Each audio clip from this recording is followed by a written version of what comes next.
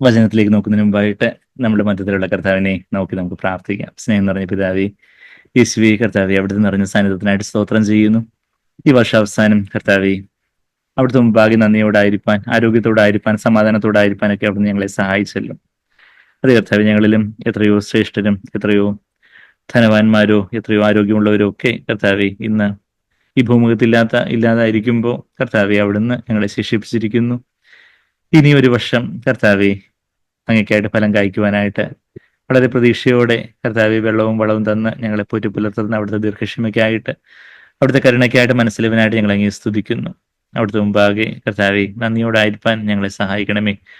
10 കുഷ്ഠരോഗികളെ സൗഖ്യമാക്കിയെങ്കിലും ശമരീയനായ ഒരുവൻ മാത്രം വന്ന് അങ്ങയോട് നന്ദി പറഞ്ഞത് അവൻ രക്ഷയിലേക്കും പ്രവേശിച്ചതുപോലെ നിന്റെ വിശ്വാസം നിന്നെ രക്ഷിച്ചിരിക്കുന്നു എന്നും അവിടത്തേക്ക് അവനോട് പറയാൻ സാധിച്ചതുപോലെ കർത്താവെ, അതെ കർത്താവെ, ഞങ്ങളും നന്ദി നിറഞ്ഞ ഹൃദയത്തോടെ കർത്താവെ അങ്ങയോട് അടുക്കൽ വന്ന് കർത്താവെ ഞങ്ങളുടെ ജീവിതത്തിൽ അവിടുന്ന് ചെയ്ത വലിയ കാര്യങ്ങൾക്കായിട്ട് നന്ദി പറയുവാനും സ്തോത്രം ചെയ്യുവാനും ഞങ്ങളെ സഹായിക്കണം.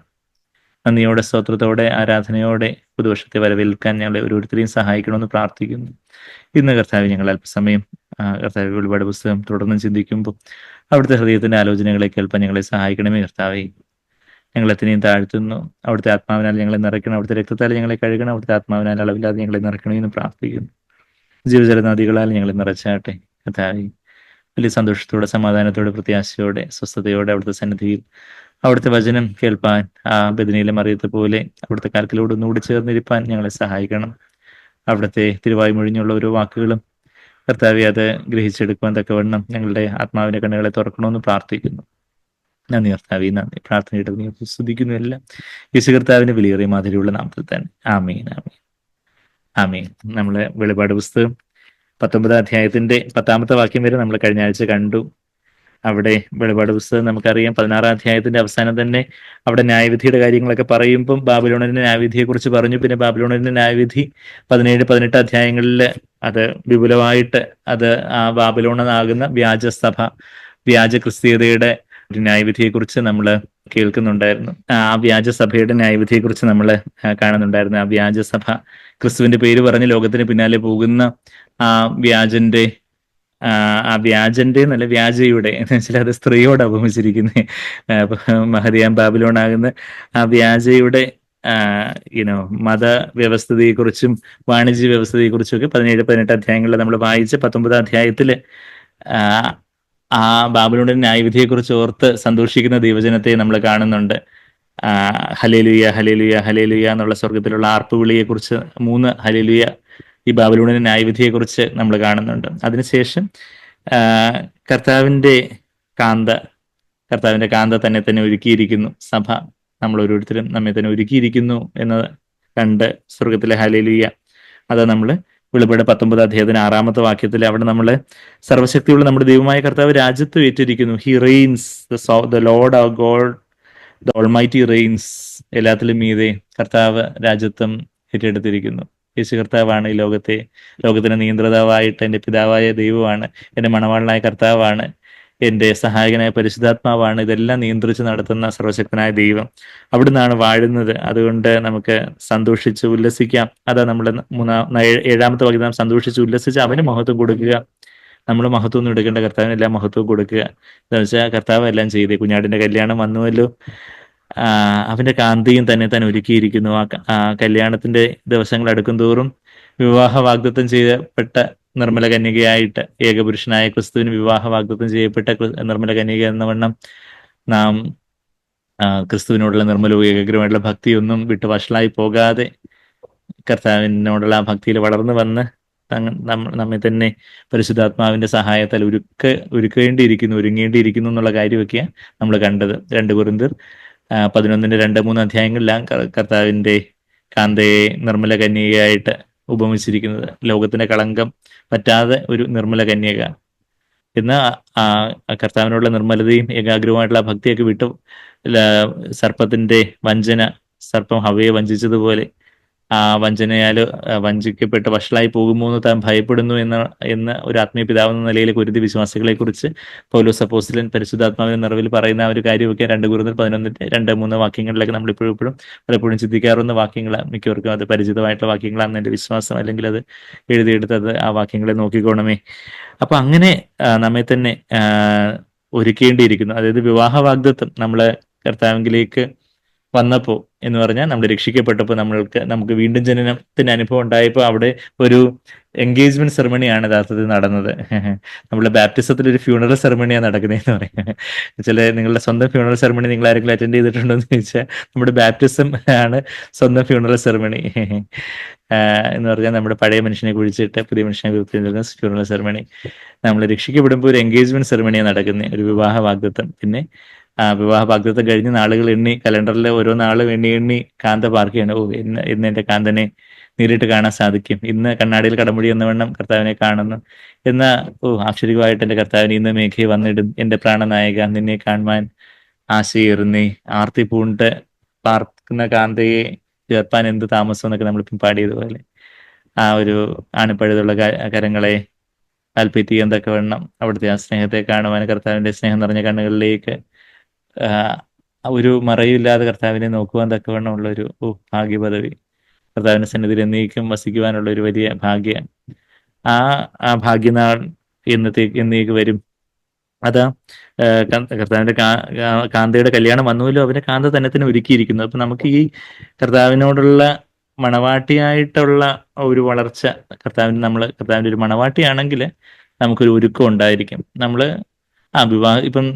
ഇപ്പൊ ഒരു വിവാഹത്തിന് നമ്മളെ ക്ഷണിച്ചെന്നിരിക്കട്ടെ, ഒരു വിവാഹത്തിന് ക്ഷണിക്കുമ്പോൾ നമ്മള് അതിന്റെ ഡേറ്റ് ഒന്ന് ഓർത്ത് വെക്കും, കലണ്ടറിൽ കാണാൻ മാർക്ക് ചെയ്ത് വെക്കും, വിവാഹ തലേന്ന് ഒന്ന് നോക്കും, വിവാഹത്തിന് അന്ന് നമ്മൾ അങ്ങ് ജസ്റ്റ് ഒരുങ്ങി അങ്ങ് പോകുന്നു. അതിന് വലിയ ഒരുക്കങ്ങളൊന്നുമില്ല. ഇതിപ്പോ നമ്മുടെ തന്നെ വിവാഹം വന്നിരിക്കട്ടെ, അല്ലെങ്കിൽ നമ്മുടെ വീട്ടിൽ നമ്മളുടെ സഹോദരന്റെ സഹോദരിയുടെ മക്കളുടെ വിവാഹമാണെങ്കിൽ നമുക്കത് മാസങ്ങൾക്ക് മുമ്പേ അത് ഇത്ര പേരെ വിളിക്കണം, ഇത്ര ഫുഡ് അറേഞ്ച് ചെയ്യണം, ഓഡിറ്റോറിയം അറേഞ്ച് ചെയ്യണം, സഹോദരങ്ങളെ കാര്യങ്ങള്, പാട്ട്, വചനം, ഓരോ കാര്യങ്ങളും എല്ലാം ഒത്തിരി അറേഞ്ച്മെന്റ്സ്, എല്ലാം ഒരു ഒരുക്കങ്ങളോട് ഒരുക്കം. അപ്പൊ ഇന്ന് നമ്മൾ ആത്മീയമായിട്ട് പറഞ്ഞാൽ നമ്മള് വിവാഹത്തിന് ക്ഷണിക്കപ്പെട്ടവരാണോ അതോ വിവാഹത്തിന്റെ കാന്തയാണോ എന്ന് കാണിക്കുന്നത് എന്താന്ന് ചോദിച്ചാൽ നമ്മുടെ ജീവിതത്തിൽ ഒരു ഒരുക്കമുണ്ടോ, ഒരുക്കത്തോട് ഒരുക്കമുണ്ടോ? അതോ കർത്താവ് വന്നു കഴിഞ്ഞ് കർത്താവിനെ അങ്ങ് അപ്പം പിന്നെ ക്ഷണിക്കപ്പെട്ട് ചെന്ന് കല്യാണ സദ്യ ഉണ്ടാ മതി, വലിയ ഒരുക്കമൊന്നും വേണ്ട, ഒരുക്കമൊന്നും വേണ്ട എന്നൊരു ആറ്റിറ്റ്യൂഡാണ് നമ്മുടെ ജീവിതത്തിൽ. നമുക്ക് കാര്യങ്ങളൊക്കെ തിയററ്റിക്കലായിട്ട് ഒരുങ്ങണം, നമ്മൾ ഇതിനെ ശുദ്ധീകരിക്കണം, എല്ലാം തിയറി അറിയാമായിരിക്കെ തന്നെ നമ്മുടെ ജീവിതത്തില് യേശുവിലേക്ക് നോക്കി, യേശുവിന്റെ വെളിച്ചത്തിൽ നമ്മുടെ ജീവിതത്തെ കണ്ട്, നമ്മുടെ ജീവിതത്തിലെ കുറവുകളെ കുറിച്ച് ഓർത്ത് ഒരു അനുതാപവും മാനസാന്തരവും, ഒരു നമ്മെ തന്നെ താഴ്ത്തി ഏൽപ്പിക്കലും, കർത്താവിന്റെ വചനത്തെ ധ്യാനിച്ച് അതിനകത്ത് നിന്ന് പോഷണം പ്രാപിച്ച് പരിശുദ്ധാത്മാവിന്റെ നിറവിന് വേണ്ടിയുള്ള ഒരു വലിയൊരു ദാഹത്തോടെ ആ പരിശുദ്ധാത്മാവിന്റെ നിറവ് കിട്ടുന്നിടം വരെയുള്ള ആ പരിശുദ്ധാത്മാവിന്റെ നിറവ്, യഥാർത്ഥത്തിലുള്ള പരിശുദ്ധാത്മാവിന്റെ നിറവ് ലഭിക്കുന്നിടം വരെയുള്ള അതിനുവേണ്ടിയുള്ള ഉറപ്പ് കിട്ടുന്നിടം വരെ നമ്മൾ കർത്താവിന്റെ സന്നിധിയിൽ വിടാതെ കർത്താവിനെ പിന്തുടരുകയും അങ്ങനെയൊക്കെയുള്ള ഒരു ഒരുക്കം നമുക്കുണ്ടെങ്കിൽ അതിന്റെ അർത്ഥം നമ്മള് കാന്തയായിട്ട് ചേർക്കപ്പെടാനുള്ളവരാ. പക്ഷെ നമ്മുടെ ജീവിതത്തിൽ ഒരുക്കമൊന്നുമില്ല. ആരെങ്കിലും ഒക്കെ ഫോൺ വിളിച്ച് മീറ്റിങ്ങിന് കേറുന്നില്ലേ, മീറ്റിംഗ് ആയി കേറ് എന്ന് പറയുമ്പോൾ നമ്മളൊന്ന് കേറുന്നു, ആക്കാനെ വേണ്ടി ഓക്കാനിക്കുന്നു. പിന്നെ വചനം ഇന്ന് വായിച്ചോ പപ്പയും മമ്മയും ബോധിപ്പിക്കാൻ വേണ്ടി വചനം ഒന്ന് വായിച്ചെന്നാക്കി മീറ്റിങ്ങിനൊന്ന് അറ്റൻഡ് ചെയ്യുന്നു എന്ന് വരുത്തി തീർത്ത് നമ്മള് സാക്ഷ്യം പറ, എല്ലാരും പറ എന്ന് പറഞ്ഞ് എല്ലാരും കുത്തിപ്പൊക്കി എഴുന്നേക്കുന്നു, ഒന്ന് സാക്ഷ്യം പറഞ്ഞ് അങ്ങനെ ഒരു മിനിമം അജണ്ടയിൽ തട്ടിയും മുട്ടിയൊക്കെ പോകുന്ന ഒരു ഒത്തുവരുത്തം വലിയ മോശമൊന്നുമില്ല. ലോകക്കാരെ ഉപേക്ഷിച്ച് നോക്കുമ്പോൾ ഞാൻ എത്ര വിശുദ്ധനായ സഹോദരിയാ എന്നുള്ള ഒരു അങ്ങനെ കാര്യങ്ങളൊക്കെ അങ്ങ് പോവുമല്ലോ. നമുക്ക് കർത്താവില്ലേലും കാര്യങ്ങളൊക്കെ അങ്ങ് നടക്കും, ലോകക്കാരൊക്കെ എന്താ നടക്കുന്നില്ലേ, അവർക്ക് എന്താ കുറവുണ്ടോ?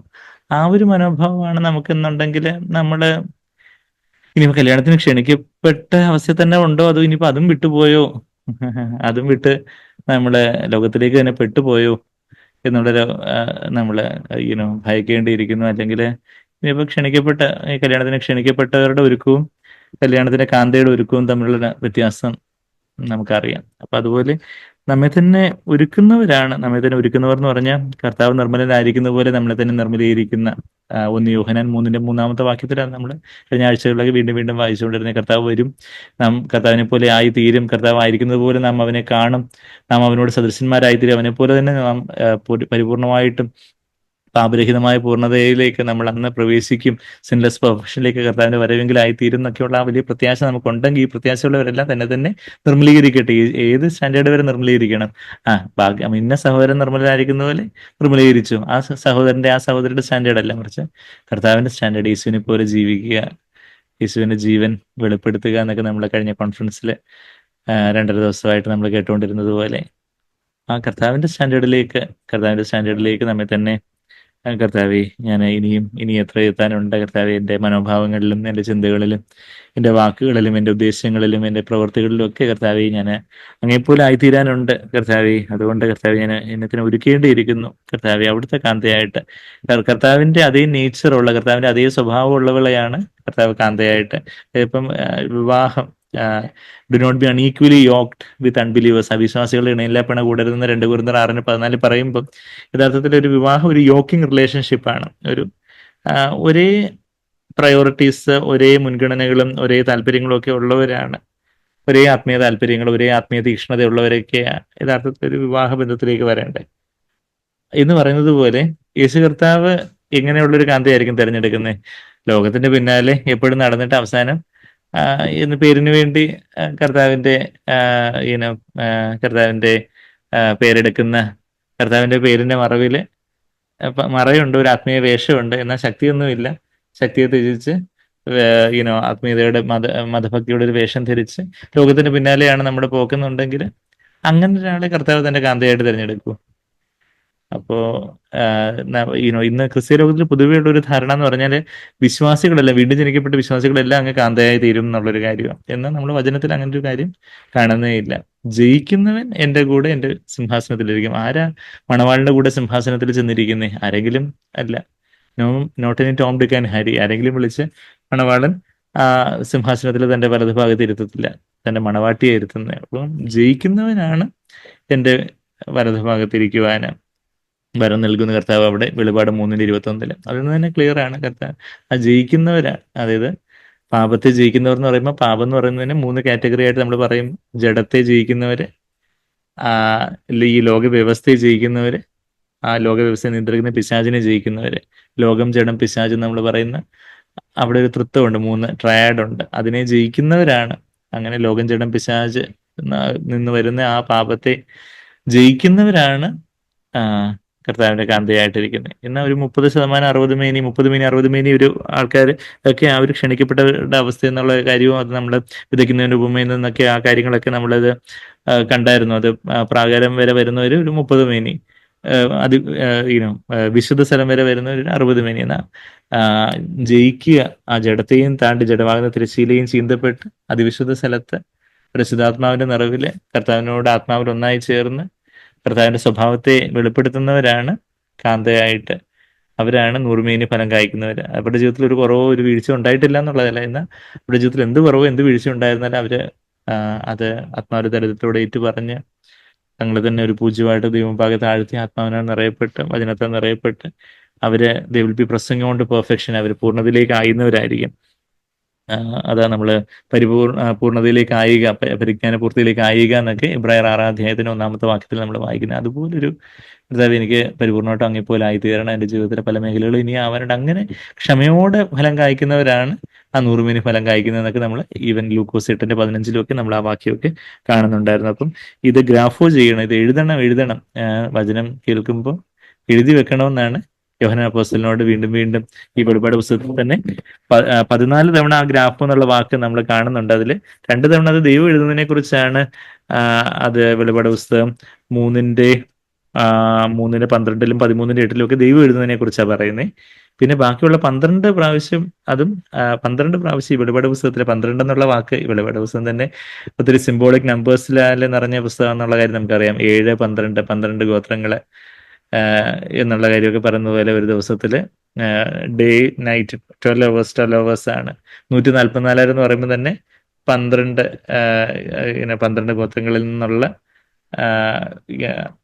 ആ ഒരു സംഖ്യ 12 × 12 144 എന്നുള്ള കാര്യം, അങ്ങനെയൊക്കെ ഉള്ള കാര്യങ്ങൾ നമുക്ക് അറിയാം. അപ്പം ഇവിടെ 12 തവണയാണ് ഗ്രാഫോ എന്നുള്ള വാക്ക് ഈ വെളിപാട് പുസ്തകത്തിൽ വന്നിരിക്കുന്നത്. അത് 7 തവണയും എവിടെ വന്നിരിക്കുന്നത് വെച്ചാൽ 7 സഭകളോടുള്ള ദൂത് എഴുതുക എന്ന് പറയുന്നുണ്ട്. പിന്നെ വെളിപാട് 1-ന്റെ 11-ലും 19-ലും 14-ാം അധ്യായത്തിന്റെ 13-ാമത്തെ വാക്യത്തിലും 19-ാം അധ്യായത്തിന്റെ 9-ാമത്തെ വാക്യം നമ്മൾ വായിച്ച വാക്യം, പിന്നെ 21-ാം അധ്യായത്തിന്റെ 5-ാമത്തെ വാക്യത്തിലും ഒക്കെയാണ് ഗ്രാഫോ ഗ്രാഫോ ഗ്രാഫോ ഗ്രാഫോ. അപ്പം ഗ്രാഫോ ഗ്രാഫോ ഗ്രാഫോ ഗ്രാഫോ നമ്മൾ കേട്ടോണ്ടിരുന്നു. നമ്മൾ ഇപ്പം കോൺഫറൻസിൽ വേറൊരു വാക്കും കൂടെ കേട്ടു, ജോജി പറയുന്നത് ഹൈപ്പോഗ്രാമോസ്. ഹൈപ്പോഗ്രാമോസ് എന്നുള്ള വാക്ക് ഹൈപ്പോയും ഗ്രാഫോയും കൂടെ ചേർന്നൊരു വാക്കായി ഹൈപ്പോഗ്രാമോസ്. ഹൈപ്പോഗ്രാമോസ് എന്ന് പറഞ്ഞാൽ, ഹൈപ്പോ എന്ന് പറഞ്ഞാൽ അണ്ട്, ഗ്രാഫ് എന്ന് പറഞ്ഞാൽ എഴുതുക. അപ്പം ഈ കോപ്പി പുസ്തകം കുഞ്ഞുങ്ങൾക്ക് ആദ്യം അവർ അക്ഷരം എഴുതാൻ പഠിക്കുമ്പോൾ കൊടുക്കുന്ന ആ ഒരു പുസ്തകത്തെയാണ് ഈ ഹൈപ്പോഗ്രാമോസ് എന്ന് ഗ്രീക്കിൽ പറയുന്നത്. കർത്താവ് നമുക്ക് ഒരു മാതൃക വിശേഷിച്ച് പോയിരിക്കുന്നു എന്ന് 1 പത്രോസ് 2:21 പറയുമ്പോൾ ആ മാതൃക എന്നുള്ള വാക്ക് സാധാരണ ബാക്കിയിടങ്ങളിലൊക്കെ മാതൃക എന്നുള്ള വാക്ക് ടൈപ്പോസ് എന്ന് പറഞ്ഞൊരു വാക്ക് ഉപയോഗിച്ചിരിക്കുന്നത്. എന്നാൽ അവിടെ 1 പത്രോസ് 2:21 മാത്രം പുതിയ നിയമത്തിലെ ഗ്രീക്കിലെ പുതിയ നിയമം എഴുതിയിരിക്കുന്നത്, അല്ലെ പുതിയ നിയമത്തില് ഒരേ ഒരു തവണ മാത്രമേ ഈ ഹൈപ്പോഗ്രാമോസ് എന്നുള്ള വാക്ക് ഉപയോഗിച്ചിട്ടുള്ളത്. എവിടാന്ന് ചോദിച്ചാൽ ഈ 1 പത്രോസ് 2:21 വാക്യം. അവിടെ കർത്താവ് നമുക്ക് വേണ്ടി ഒരു ലിവിങ് യു ആൻ എക്സാമ്പിൾ ഹൈപ്പോഗ്രാമോസ് ഫോർ യു ടു ഫോളോ, ഒരു മാതൃക വെച്ചു പോയിരിക്കുന്നു. അപ്പൊ ആ ഹൈപ്പോഗ്രാമോസ് എന്ന് പറഞ്ഞാല് ഇപ്പൊ കോപ്പി പുസ്തകമൊക്കെ നമ്മൾ നോക്കിയാൽ ടീച്ചർ എഴുതി കൊടുക്കും ഈ അപ്പൊ അത് നോക്കി താഴോട്ട് കൊച്ചു ഇങ്ങനെ എഴുതാം, പതുക്കെ കോപ്പി എഴുതാം. അത് അതിന്റെ അണ്ടറിൽ, അതിന്റെ താഴെ എഴുതുന്നത് ഹൈപ്പോഗ്രാമോസ്. ഗ്രാമോസ് എന്നുള്ളത് ഗ്രാഫോ എന്നുള്ള വാക്കിൽ നിന്നാണ് ഈ ഗ്രാമോസ് വന്നിരിക്കുന്നത്, ഹൈപ്പോഗ്രാമോസ് എന്നുള്ള വാക്ക്. അപ്പോ അങ്ങനെ കർത്താവ് നമുക്കൊരു എക്സാമ്പിൾ, കർത്താവ് ഏറ്റവും പെർഫെക്റ്റ് ആയിട്ട് എഴുതിയിട്ടുണ്ട്. അപ്പൊ നമ്മള് കർത്താവിന്റെ ആ മാതൃക കണ്ട് ഓരോ സമയത്തും കർത്താവിന്റെ മനോഭാവം എന്തായിരിക്കും, കർത്താവിലുള്ള അതേ ഭാവം തന്നെ നിങ്ങളിൽ ഉണ്ടായിരിക്കട്ടെ എന്ന് ഫിലിപ്പിയർ 2:5 നമ്മൾ വായിക്കുമ്പോൾ ഈ സാഹചര്യത്തിൽ കർത്താവിന്റെ ഭാവം എന്തായിരിക്കും? കർത്താവ് തനിക്ക് തന്നെ മരിച്ച് പരിശുദ്ധാത്മ നിറഞ്ഞ് പിതാവിനെ മഹത്വപ്പെടുത്തിക്കൊണ്ട് സന്തോഷത്തോടെ സംതൃപ്തിയോടെ ഒരു കയ്പോ വിരോധവും അസ്വസ്ഥതയോ പരാതിയോ വെറുപ്പോ അസൂയയോ ഒന്നും ഇല്ലാതെ മനുഷ്യമാനം തേടാതെ കർത്താവ് പിതാവിന്റെ ഇഷ്ടം ചെയ്യുന്ന ആ ഒരു മനോഭാവം, തന്നെ താഴ്ത്തുന്ന ആ ഒരു മനോഭാവം, ആ ഒരു പാപത്തിനെതിരെ പാരമ്പര്യത്തിനെതിരെയൊക്കെ ശക്തമായിട്ട് ഒരു നിലപാടെടുക്കുന്ന ഒരു മനോഭാവം, ഇത്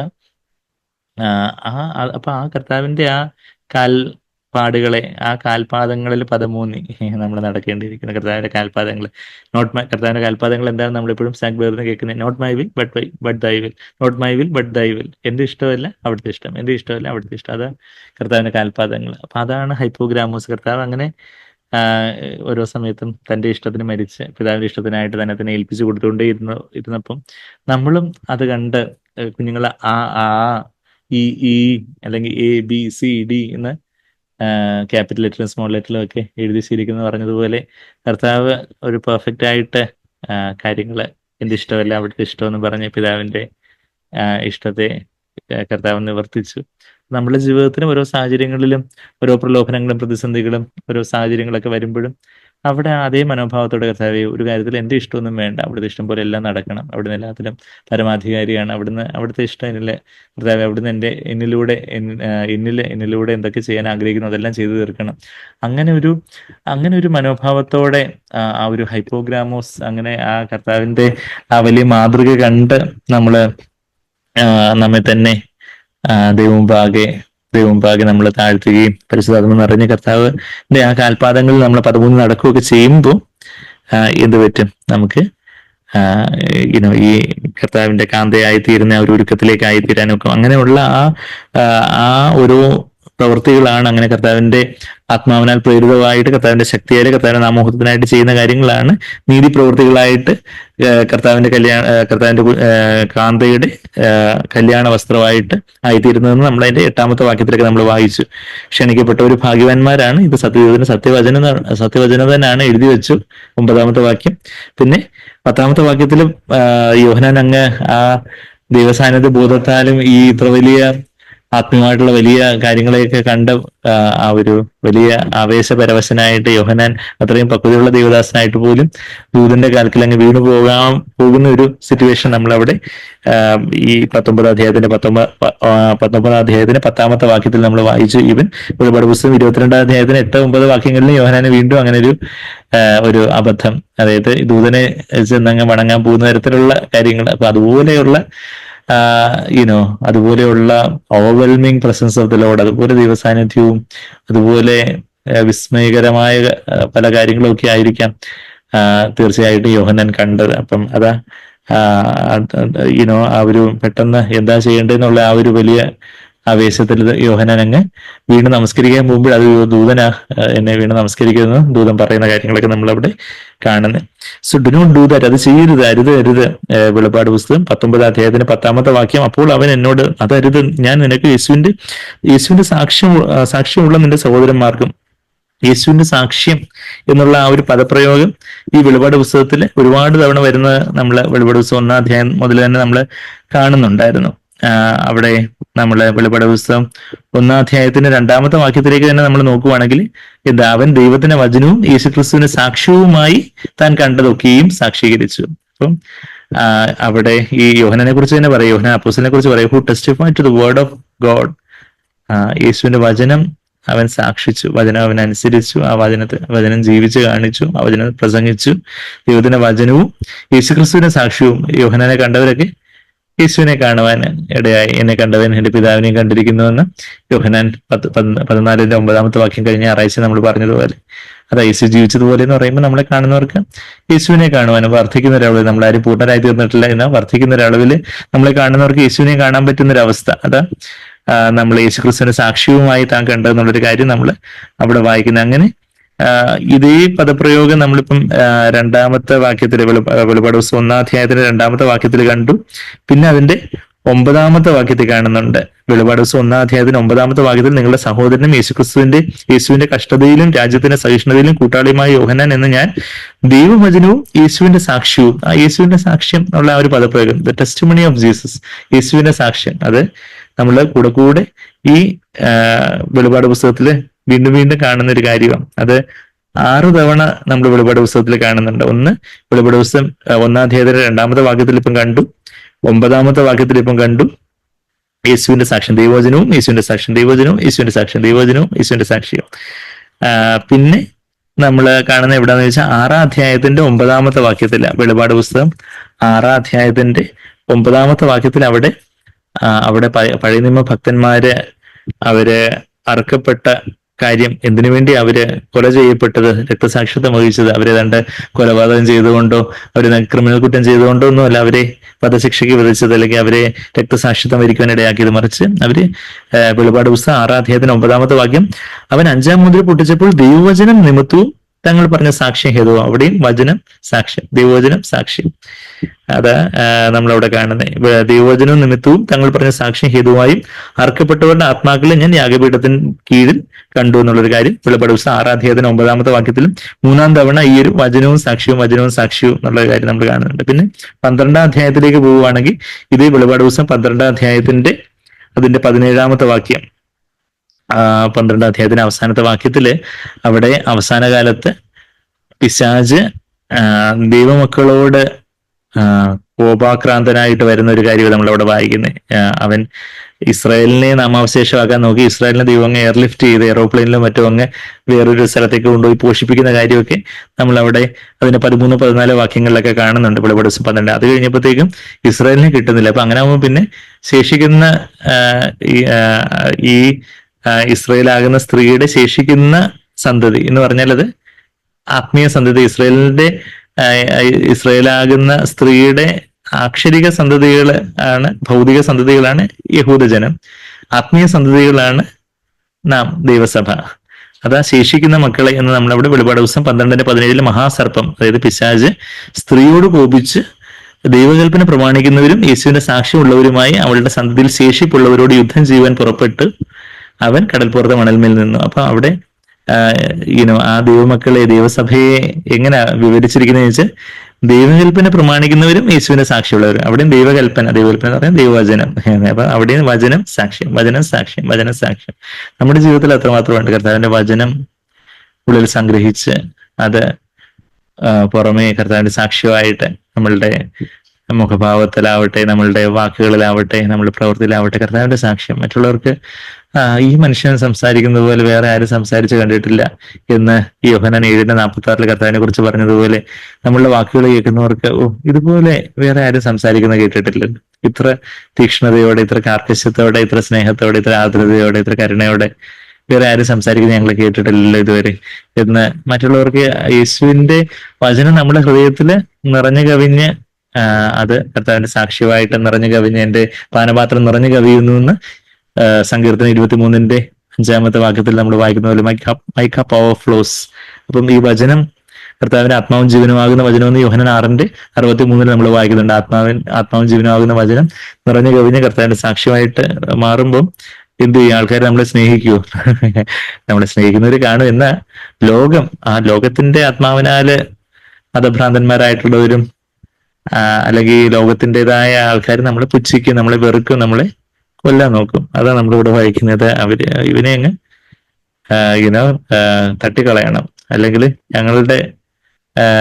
ഞങ്ങളുടെ അവരുടെ ദുഷ്പ്രവൃത്തികൾ അവിടെ വെളിവാകും. അപ്പൊ അതുകൊണ്ട് എന്താ ദൈവകൽപ്പന പ്രമാണിക്കുന്നവർ യേശുവിന്റെ, ഞാൻ പറയുന്നത് വെളിപാട് 12:17 വാക്യം, ദൈവകൽപ്പന പ്രമാണിക്കുന്നവർ യേശുവിന്റെ സാക്ഷ്യമുള്ളവരുമായി അവളുടെ സന്തതിയിൽ ശേഷിപ്പുള്ളവരോട് യുദ്ധം ചെയ്യാൻ പുറപ്പെട്ടു. ആരാ? സാത്താൻ നമ്മളോട് യുദ്ധം ചെയ്യാൻ വരുന്ന കാര്യമാണ്. പക്ഷെ അവന്റെ നിപ്പ് എവിടാന്ന് ചോദിച്ചാൽ കടൽപ്പുറത്തെ മണലിന്മേലാ നിപ്പ്. എപ്പോഴാ ഈ മുങ്ങിപ്പോകുന്നതെന്ന് അറിയത്തില്ല. ഈ മണല് സിങ്കിങ് സാൻഡാണ്. നമ്മൾ my hope is built on nothing less എന്നുള്ള പാട്ടിനകത്ത് നമ്മൾ പാടുന്നുണ്ട്, on Christ rock I stand not on the sinking sand. മുങ്ങിപ്പോകുന്ന മണലിന്റെ മേലല്ല ഞാൻ നിൽക്കുന്നത്, പാറയാകുന്ന ക്രിസ്തുവിന്റെ മേലാണ് ഞാൻ നിൽക്കുന്നത്. ഇവിടെ ഇവൻ ഈ മഹാസർപ്പം വന്ന് നിൽക്കുന്നത് ഈ മണലിന്മേല്. അവൻ എപ്പം മുങ്ങിപ്പോയെന്ന് ചോദിച്ചാൽ മതി. എന്നാ കുഞ്ഞാടിന്റെ കൂടെ കാന്തയായിട്ട് കുഞ്ഞാടിന്റെ കൂടെ അവര് ഉറപ്പുള്ള പാറമേൽ നിൽക്കുന്ന ശിവൻ മലമേല് ഉറപ്പുള്ള പാറമേൽ കർത്താവിന്റെ കൂടെ നിൽക്കുന്ന രംഗമാണ് അതിന്റെ തൊട്ടടുത്ത അധ്യായം. 13:1 വാക്യമായിട്ട് ഇംഗ്ലീഷിലൊക്കെ ഈ മണമേൽ നിന്നുള്ളത്. മലയാളം ബൈബിളിൽ സത്യവേദപുസ്തകത്തിൽ അത് 12 അവസാനത്തെ വാക്യം. എങ്ങനെയായാലും പിന്നീടാണ് ചാപ്റ്റർ ഡിവിഷനൊക്കെ വന്നത്. 14 അധ്യായത്തിന് 1 വാക്യത്തില് ശിവൻ മലമേല് ജയാളികള് നിൽക്കുന്നത് ക്രിസ്തുവാകുന്ന പാറപ്പുറത്താണെങ്കിൽ ഈ ചതിയനായ സർപ്പം, ഈ വഞ്ചകനായ സർപ്പം എവിടാ നിൽക്കുന്നതെന്ന് ചോദിച്ച് അവന് മണലുമേല് നിൽക്കത്തേ ഉള്ളൂ. അവന് എത്ര മണ്ടനാന്നുള്ള കാര്യം അവന് തന്നെ അറിയത്തില്ല. അപ്പൊ ആ ഒരു കാര്യം നമ്മൾ വെളിപാട് 1 അധ്യായത്തിന്റെ 2 വാക്യം കണ്ടു, 9 വാക്യം കണ്ടു, 6:9 കണ്ടു, 12:17 കണ്ടു. 1, 2, 3, 4. ഇനി 5ാമത്തെ റെഫറൻസ് ആണ് നമ്മളിപ്പം വായിച്ച വെളിപാട്.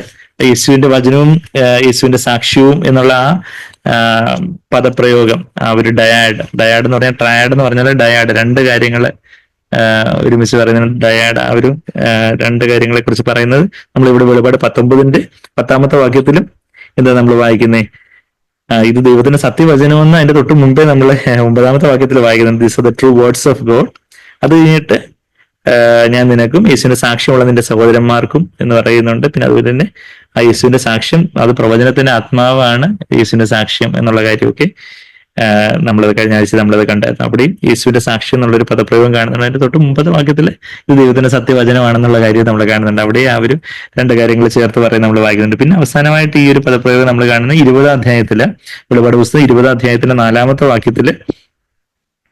അവിടെയും പീഡനത്തോടനുബന്ധിച്ചാണ്, അതായത് രക്തസാക്ഷിത്വത്തോട് അനുബന്ധിച്ച് തന്നെ അവിടെയും വെളിപാട് 20:4 നമ്മള് വായിക്കുന്നത്, ഞാൻ ആസനങ്ങളെ കണ്ടു, അവയിൽ ഇരിക്കുന്നവർക്ക് ന്യായവിധിയുടെ അധികാരം കൊടുത്തു, യേശുവിന്റെ സാക്ഷ്യവും ദൈവവചനവും നിമിത്തം ഛേദിക്കപ്പെട്ടവർ. യേശുവിന്റെ സാക്ഷ്യവും ദൈവവചനവും നിമിത്തം ലോകക്കാരെല്ലാം കൂടെ നമ്മളെ സ്നേഹിച്ചു. നമ്മള് സ്വാഭാവികമായിട്ട് വരികയോ, ഞാൻ യേശുവിനെ പോലെ അങ്ങ് ജീവിക്കുമ്പോഴത്തേക്ക് എല്ലാവരും കൂടെ നമ്മളെ അങ്ങ് സ്നേഹിച്ചങ്ങ് അതങ്ങ് നമ്മളെ അങ്ങ് രാജാവാക്കി കളയുന്ന നമ്മുടെ വിചാരം. എന്ന യേശുവിന്റെ സാക്ഷ്യവും ദൈവവചനവും നിമിത്തം ഛേദിക്കപ്പെട്ടവരും മൃഗത്തെയോ അതിന്റെ പ്രതിമയോ നമസ്കരിക്കാതിരുന്നവരും നെറ്റിയിലും കൈമേലും അതിന്റെ മുദ്ര കൈക്കൊള്ളാതിരുന്നവരുമായ ആത്മാക്കളെ ഞാൻ കണ്ടു.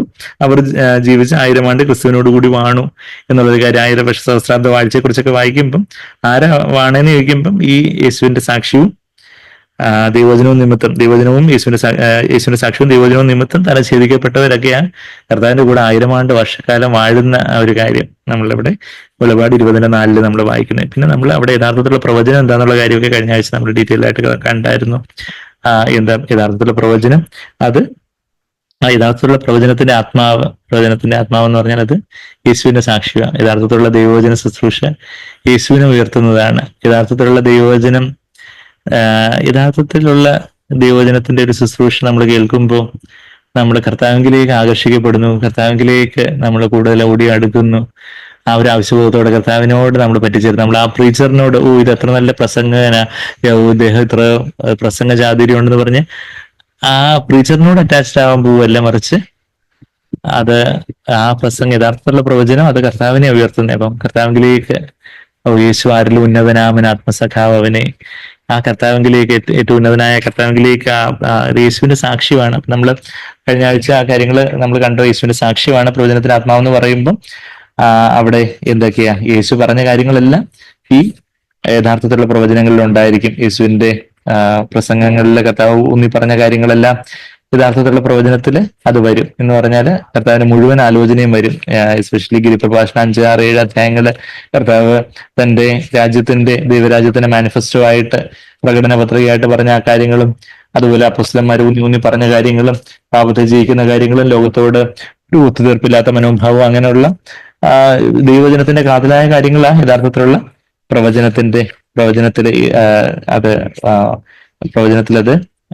അത് വ്യക്തമായി വരുന്നത്.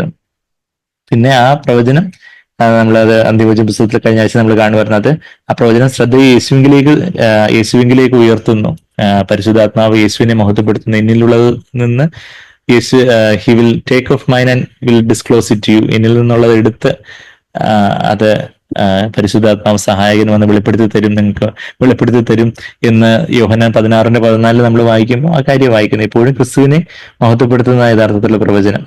അതുപോലെ തന്നെ കർത്താവിന്റെ പ്രസംഗത്തിൽ കർത്താവ് പ്രഘോഷിച്ചതെല്ലാം പ്രഘോഷിക്കുന്നതായിരിക്കും യഥാർത്ഥത്തിലുള്ള പ്രവചനം. അത് നമ്മൾ കഴിഞ്ഞ ആഴ്ചയൊക്കെ കണ്ടതുപോലെ നമ്മളും എല്ലാവരെയും ദൈവം പ്രവാചകന്മാരാവാൻ വിളിച്ചിട്ടില്ല. ചിലരെ പ്രവാചകന്മാരായി നമ്മൾ എഫേസ്യർ 4:11 നമ്മൾ വായിക്കുന്നത് എന്ന് പറഞ്ഞാല് ചിലരെ അപ്പോസ്തലന്മാരെയും ചിലരെ പ്രവാചകന്മാരെയും.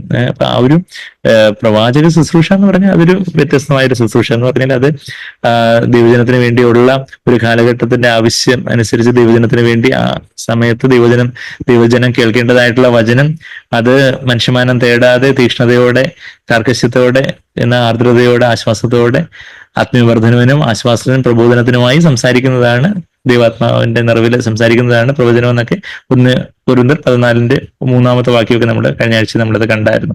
അപ്പൊ അങ്ങനെ ഒരു കൺസിസ്റ്റന്റ് ആയിട്ടുള്ള ഒരു പ്രവചന ശുശ്രൂഷ, ആത്മീയ അധികാരത്തോടെ നിരന്തരമായിട്ടുള്ള ഒരു പ്രവചന ശുശ്രൂഷ നിർവഹിക്കുന്ന ഒരാളെ ദൈവം ഒരു പ്രവാചകനായിട്ട് ഉള്ള ഒരു വിളിയുള്ളവര് എന്നാൽ അത് ചിലരായിരിക്കും. എന്നാൽ എല്ലാവരും പ്രവചിക്കണം എന്ന് പറഞ്ഞാല് സാഗ്ബോർ തന്നെ പറഞ്ഞൊരു എക്സാമ്പിൾ പറയുകയാണെങ്കിൽ ഇപ്പം എല്ലാവർക്കും ടീച്ച് ചെയ്യാം, എല്ലാവർക്കും പഠിപ്പിക്കാം.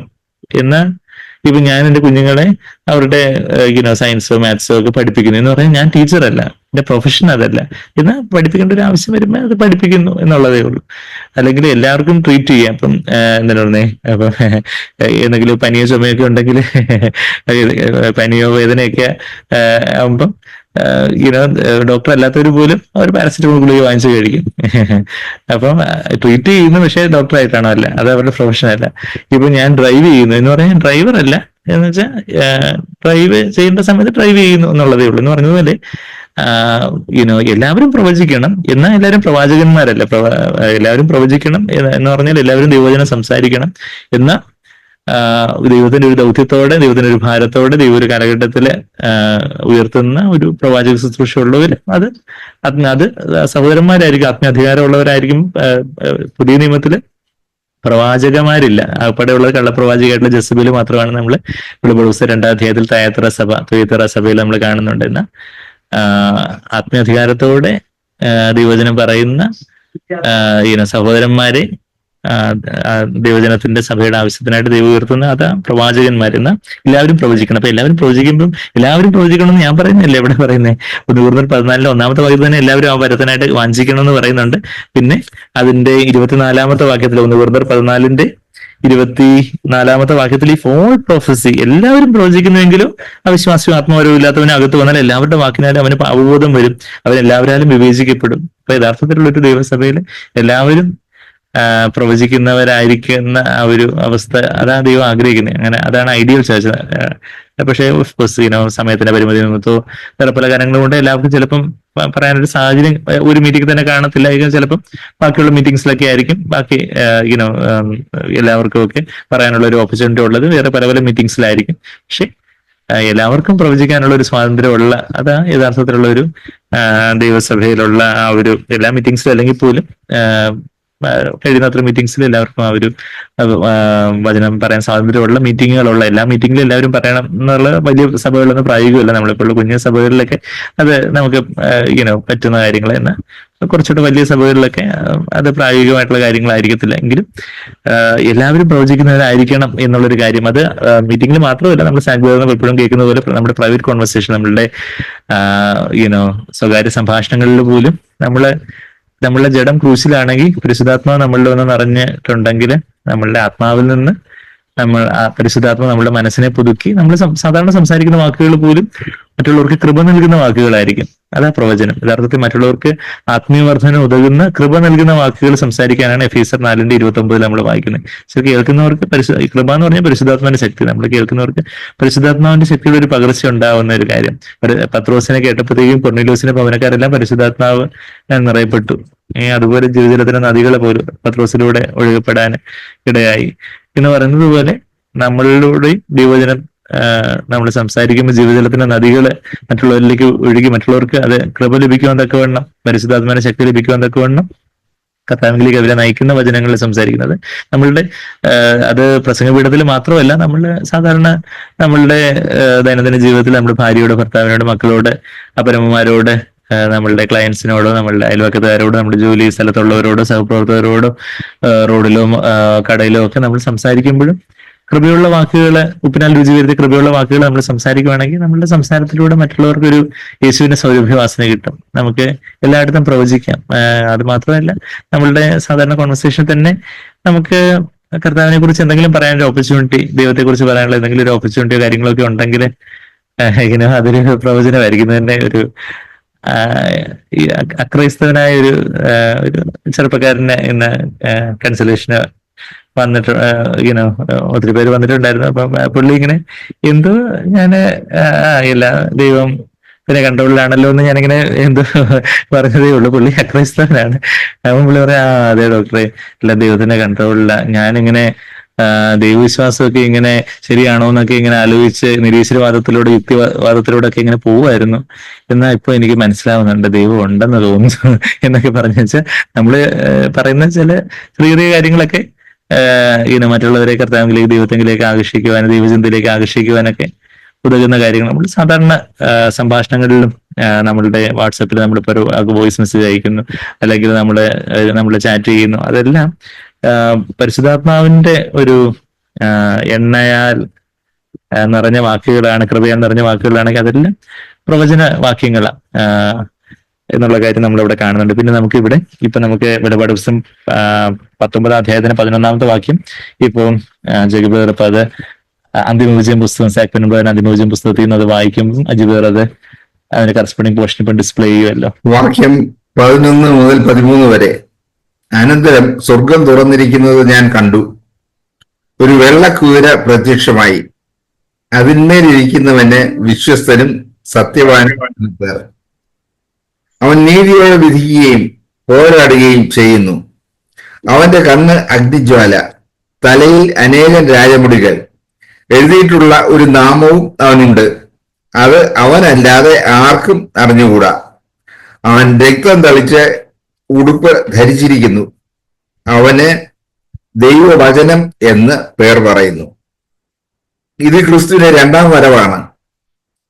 6-ാം അധ്യായം 2-ാം വാക്യത്തിൽ വെള്ളക്കുതിരപ്പുറത്ത് സഞ്ചരിക്കുന്ന മറ്റൊരുവിനെ നാം കണ്ടു. എതിർ ക്രിസ്തു ആയിരുന്നു അത്. പക്ഷേ ഒടുവിൽ ഇവിടെ ഇതാ ക്രിസ്തു തന്നെ വരുന്നു. നീതി, ന്യായവിധി എന്നിവയാലാണ് ഇവിടെ വീണ്ടും ഊന്നൽ എന്ന കാര്യം ശ്രദ്ധിക്കുക.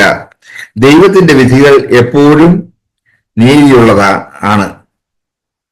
അവിടുത്തെ കണ്ണുകൾ അഗ്നിജ്വാലയാണ്. ഹൃദയത്തിന്റെ മനോഭാവങ്ങളിലേക്കും ആഴമേറിയ ഉദ്ദേശങ്ങളിലേക്കും അത് തുളച്ചു ചെല്ലുന്നു. അവിടുത്തെ തലയിൽ അനേകം രാജമുടികളുണ്ട്. അത് താൻ രാജാവാണെന്ന് പ്രഘോഷിക്കുന്നു. അവിടുത്തേക്ക് ഒരു പുതിയ നാവും ഉണ്ട്. വെളിപ്പാട് 3:12. പുതിയ നാമവും ഉണ്ട്. വെളിപാട് 3:12. അവിടുന്ന് രക്തം തളിച്ച ഉടുപ്പ് ധരിച്ചിരിക്കുന്നു. ക്രിസ്തുവിന്റെ ക്രൂശുമരണവും അവിടുന്ന് ചൊരിഞ്ഞ രക്തവും നിത്യത മുഴുവൻ സ്മരിക്കുമെന്ന് സത്യത്തിന്റെ പ്രതീകമാണ് ഈ ഉടുപ്പ്.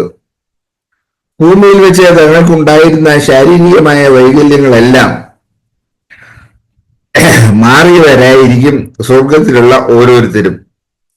കൈകളോ കാലുകളോ ഇല്ലാതെ ഭൂമിയിൽ കഴിഞ്ഞവർക്കെല്ലാം പുനരുത്ഥാനത്തിൽ പൂർണ്ണ ശരീരം ലഭിക്കും.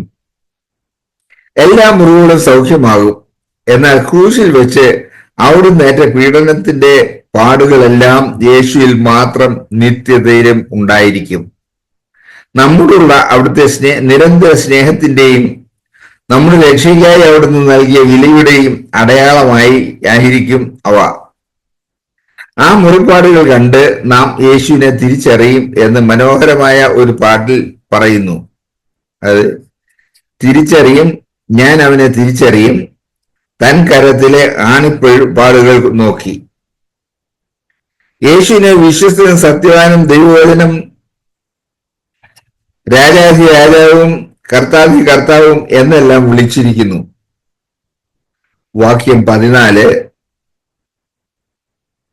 സ്വർഗത്തിലെ സൈന്യം നിർമ്മലവും ശുഭ്രവുമായ വിശേഷ വസ്ത്രം ധരിച്ച് വെള്ളക്കുതിരപ്പുറത്ത് കയറി അവനെ അനുഗമിച്ചു. സ്വർഗത്തിലെ സൈന്യം എന്ന് പറഞ്ഞിരിക്കുന്നത് വിളിക്കപ്പെട്ടവരും തിരഞ്ഞെടുക്കപ്പെട്ടവരും വിശ്വസ്തരുമായ ജയാളികളായ 144,000 പേരെയാണ്. നമ്മളിപ്പം വെളിപാട് പുസ്തകം 19 അധ്യായത്തിന് 11 വാക്യം മുതൽ 14 വാക്യം വരെ നമ്മളിപ്പം വായിച്ചു.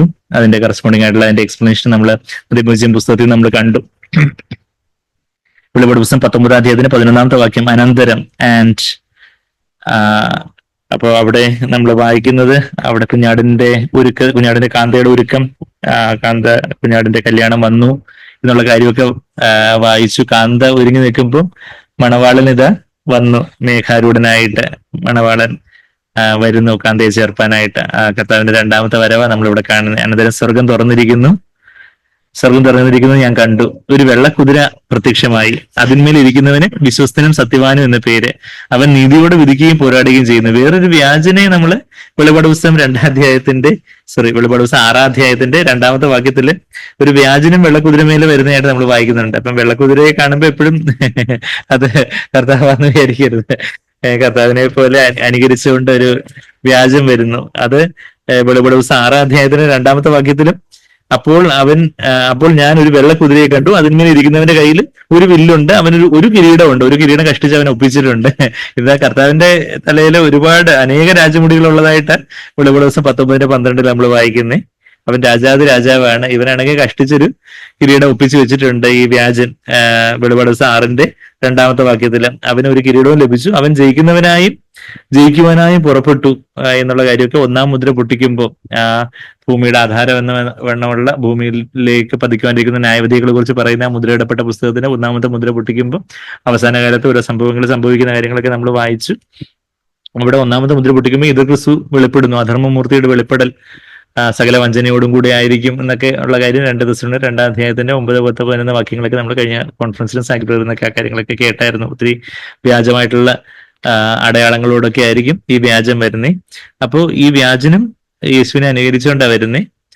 വ്യാജന് പറ്റിയ വ്യാജയായിട്ടുള്ള ബാബിലോൺ, മഹതിയായിട്ടുള്ള വേശ്യയായിട്ടുള്ള ബാബിലോണിനെ കുറിച്ചും നമ്മള് 17, 18 വാക്യങ്ങളിൽ വായിച്ചു. വ്യാജന് പറ്റിയ വ്യാജയുണ്ട്, എന്ന് ക്രിസ്തുവിന് പറ്റിയ കാന്തയുണ്ട്. അപ്പൊ ഈ കാന്തയെ ചേർപ്പാനായിട്ട് കർത്താവ് വരുന്നു. ഈ വ്യാജനായിട്ടുള്ള ഇത് ക്രിസ്തു പക്ഷേ തന്റെ മണവാട്ടിയായിട്ടുള്ള വേശ്യയായിട്ടുള്ള ബാബിലോണിനെ എന്താ ചെയ്യുന്നതെന്നൊക്കെ നമ്മൾ വെളിപാട് 17 16-ാമത്തെ വാക്യത്തില് കണ്ടു, നീ കണ്ട 10 കൊമ്പും മൃഗവും, അതായത് 10 കൊമ്പ് 10 രാജാക്കന്മാര്, 10 രാജാക്കന്മാരും. വെളിപാട് 17:16 മൃഗം എന്ന് പറഞ്ഞാൽ ഇത് ക്രിസ്തുവും 10 രാഷ്ട്രത്തലവന്മാരും കൂടെ ചേർന്ന് ഈ ഈ മൃഗത്തിന്റെ മണ്ടയ്ക്കായിരുന്നു ഈ ബാബിലോൺ എന്ന വേശി കയറി ഇരുന്നത്.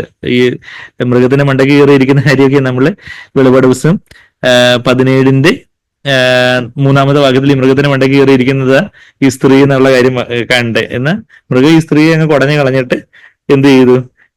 വേശിയെ ദ്വേഷിച്ചു, ശൂന്യവും നഗ്നവുമാക്കി, അവളുടെ മാംസം തിന്നുകളയും, അവളുടെ തീ കൊണ്ട് ദഹിപ്പിക്കുകയും ചെയ്യും. അവളെ അങ്ങ് നാമാവശേഷമാക്കും, നാമം മാത്രം അവശേഷിക്കും, ബാക്കിയല്ല കത്തിച്ചു കളയും എന്ന് പറയുന്നത് പോലെ നാമാവശേഷമാക്കുന്ന ഒരു കാര്യമാണ്. അപ്പം അതായത് എതിർക്രിസ്തു തന്റെ കാന്തയായിട്ടുള്ള ബാബിലോണിനെ ചെയ്യുന്നത് എത്ര ക്രൂരമായിട്ടുള്ള, നിഷ്ഠുരമായിട്ടുള്ള, കരുണാഹീനമായിട്ടുള്ള കാര്യമാണെന്ന് മണവാളനായ കർത്താവ്, നമ്മുടെ കർത്താവ് യഥാർത്ഥത്തിലുള്ള വെള്ളക്കുതിരയിലെ രാജാതിരാജാവായിട്ട് വരുന്ന യേശു മണവാളൻ കാന്തയാകുന്ന നമ്മെ മാറുപോട് അണയ്ക്കുന്ന ആ ഒരു കാര്യമാണ് നമ്മള് തുടർന്ന് കാണുന്നത്. അപ്പം സ്വർഗം തുറന്നിരിക്കുന്നത് ഞാൻ കണ്ടു, ഒരു വെള്ളക്കുതിര പ്രത്യക്ഷമായി അതിന്മേൽ ഇരിക്കുന്നവന്, കർത്താവിന്റെ പേരെന്താ? വ്യാജനല്ല, മറിച്ച് വിശ്വസ്തനും സത്യവാനും. കർത്താവിന്റെ പേര് എത്ര വലിയ വിശ്വസ്തനും സത്യവാനുമായിട്ടുള്ള ഒരു കർത്താവ്. He is faithful and true and in righteousness he judges and wages war എന്നുള്ളതാണ്. യേശുവിന്റെ പേര് എന്താന്ന് ചോദിച്ചാല് കർത്താവിന്റെ പേര് വിശ്വസ്തൻ എന്നാണ്. കർത്താവ് ഈ ഭൂമിയിലെ ഒരു മനുഷ്യനായിട്ട് വന്നപ്പോ കർത്താവ് പിതാവിനോട് സമനായിരുന്നു. ദൈവത്തിന്റെ വചനം ദൈവം തന്നെ ആയിരുന്നു. എന്നാൽ ഈ ഭൂമിയിൽ ഒരു മനുഷ്യനായിട്ട് ജഡാവതാരം എടുത്തപ്പോ, അല്ലെങ്കിൽ മനുഷ്യാവതാരം എടുത്തപ്പോ കർത്താവിന്റെ സ്വന്തമായിട്ടുള്ള ഒരു ഇഷ്ടം ഉണ്ടായിരുന്നു ഒരു മനുഷ്യൻ എന്ന നിലയിൽ നിന്ന്.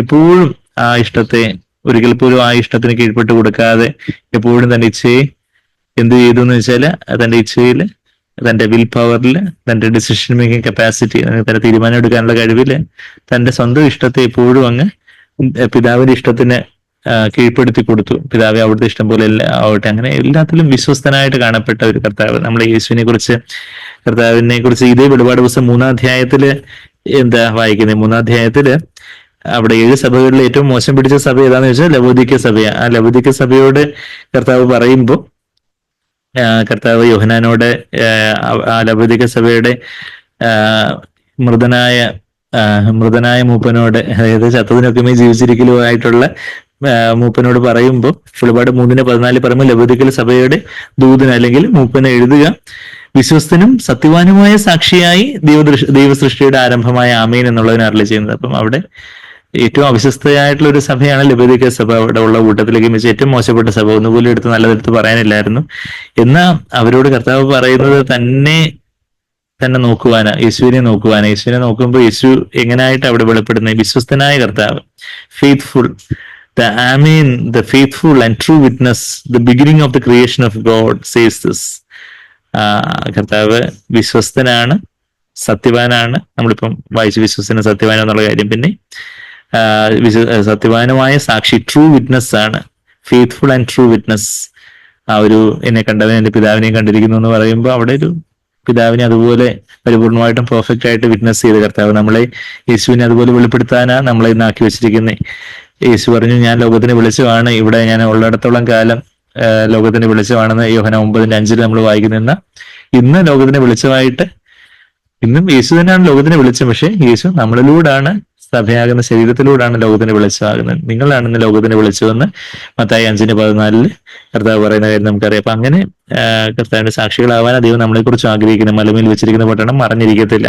വിശ്വസിന് സത്യവാനുമായ സാക്ഷിയായി ദൈവസൃഷ്ടിയുടെ ആരംഭമായ എല്ലാത്തെയും സൃഷ്ടിച്ച, ദൈവസൃഷ്ടിയുടെ ആരംഭം എന്ന് പറഞ്ഞാൽ എല്ലാത്തെയും സൃഷ്ടിച്ചവനായ the beginning of all creation എന്നുള്ളൊരു കാര്യമാണ്. ആർക്കി എന്നുള്ളൊരു വാക്ക്, ഒറിജിൻ ഓഫ് ഓൾ ക്രിയേഷൻ എന്നുള്ള വാക്ക് അവിടെ ദൈവസൃഷ്ടിയുടെ എല്ലാത്തിനും ഉറവിടമായിട്ടുള്ള, എല്ലാ സൃഷ്ടിയുടെ ഉറവിടമായിട്ടുള്ള ആ കർത്താവ് അരുളി ചെയ്യുന്നു എന്ന് പറഞ്ഞാൽ അവിടെ യേശുവിനെ വെളിപ്പെടുത്തുന്നത്. അപ്പം ഈ യേശുവിനെ വിശ്വസിന് സത്യവാനമായ ഒരു സാക്ഷിയായിട്ട് നമ്മൾ കാണുന്നുണ്ട് നമ്മുടെ അനുദിന ജീവിതത്തിൽ.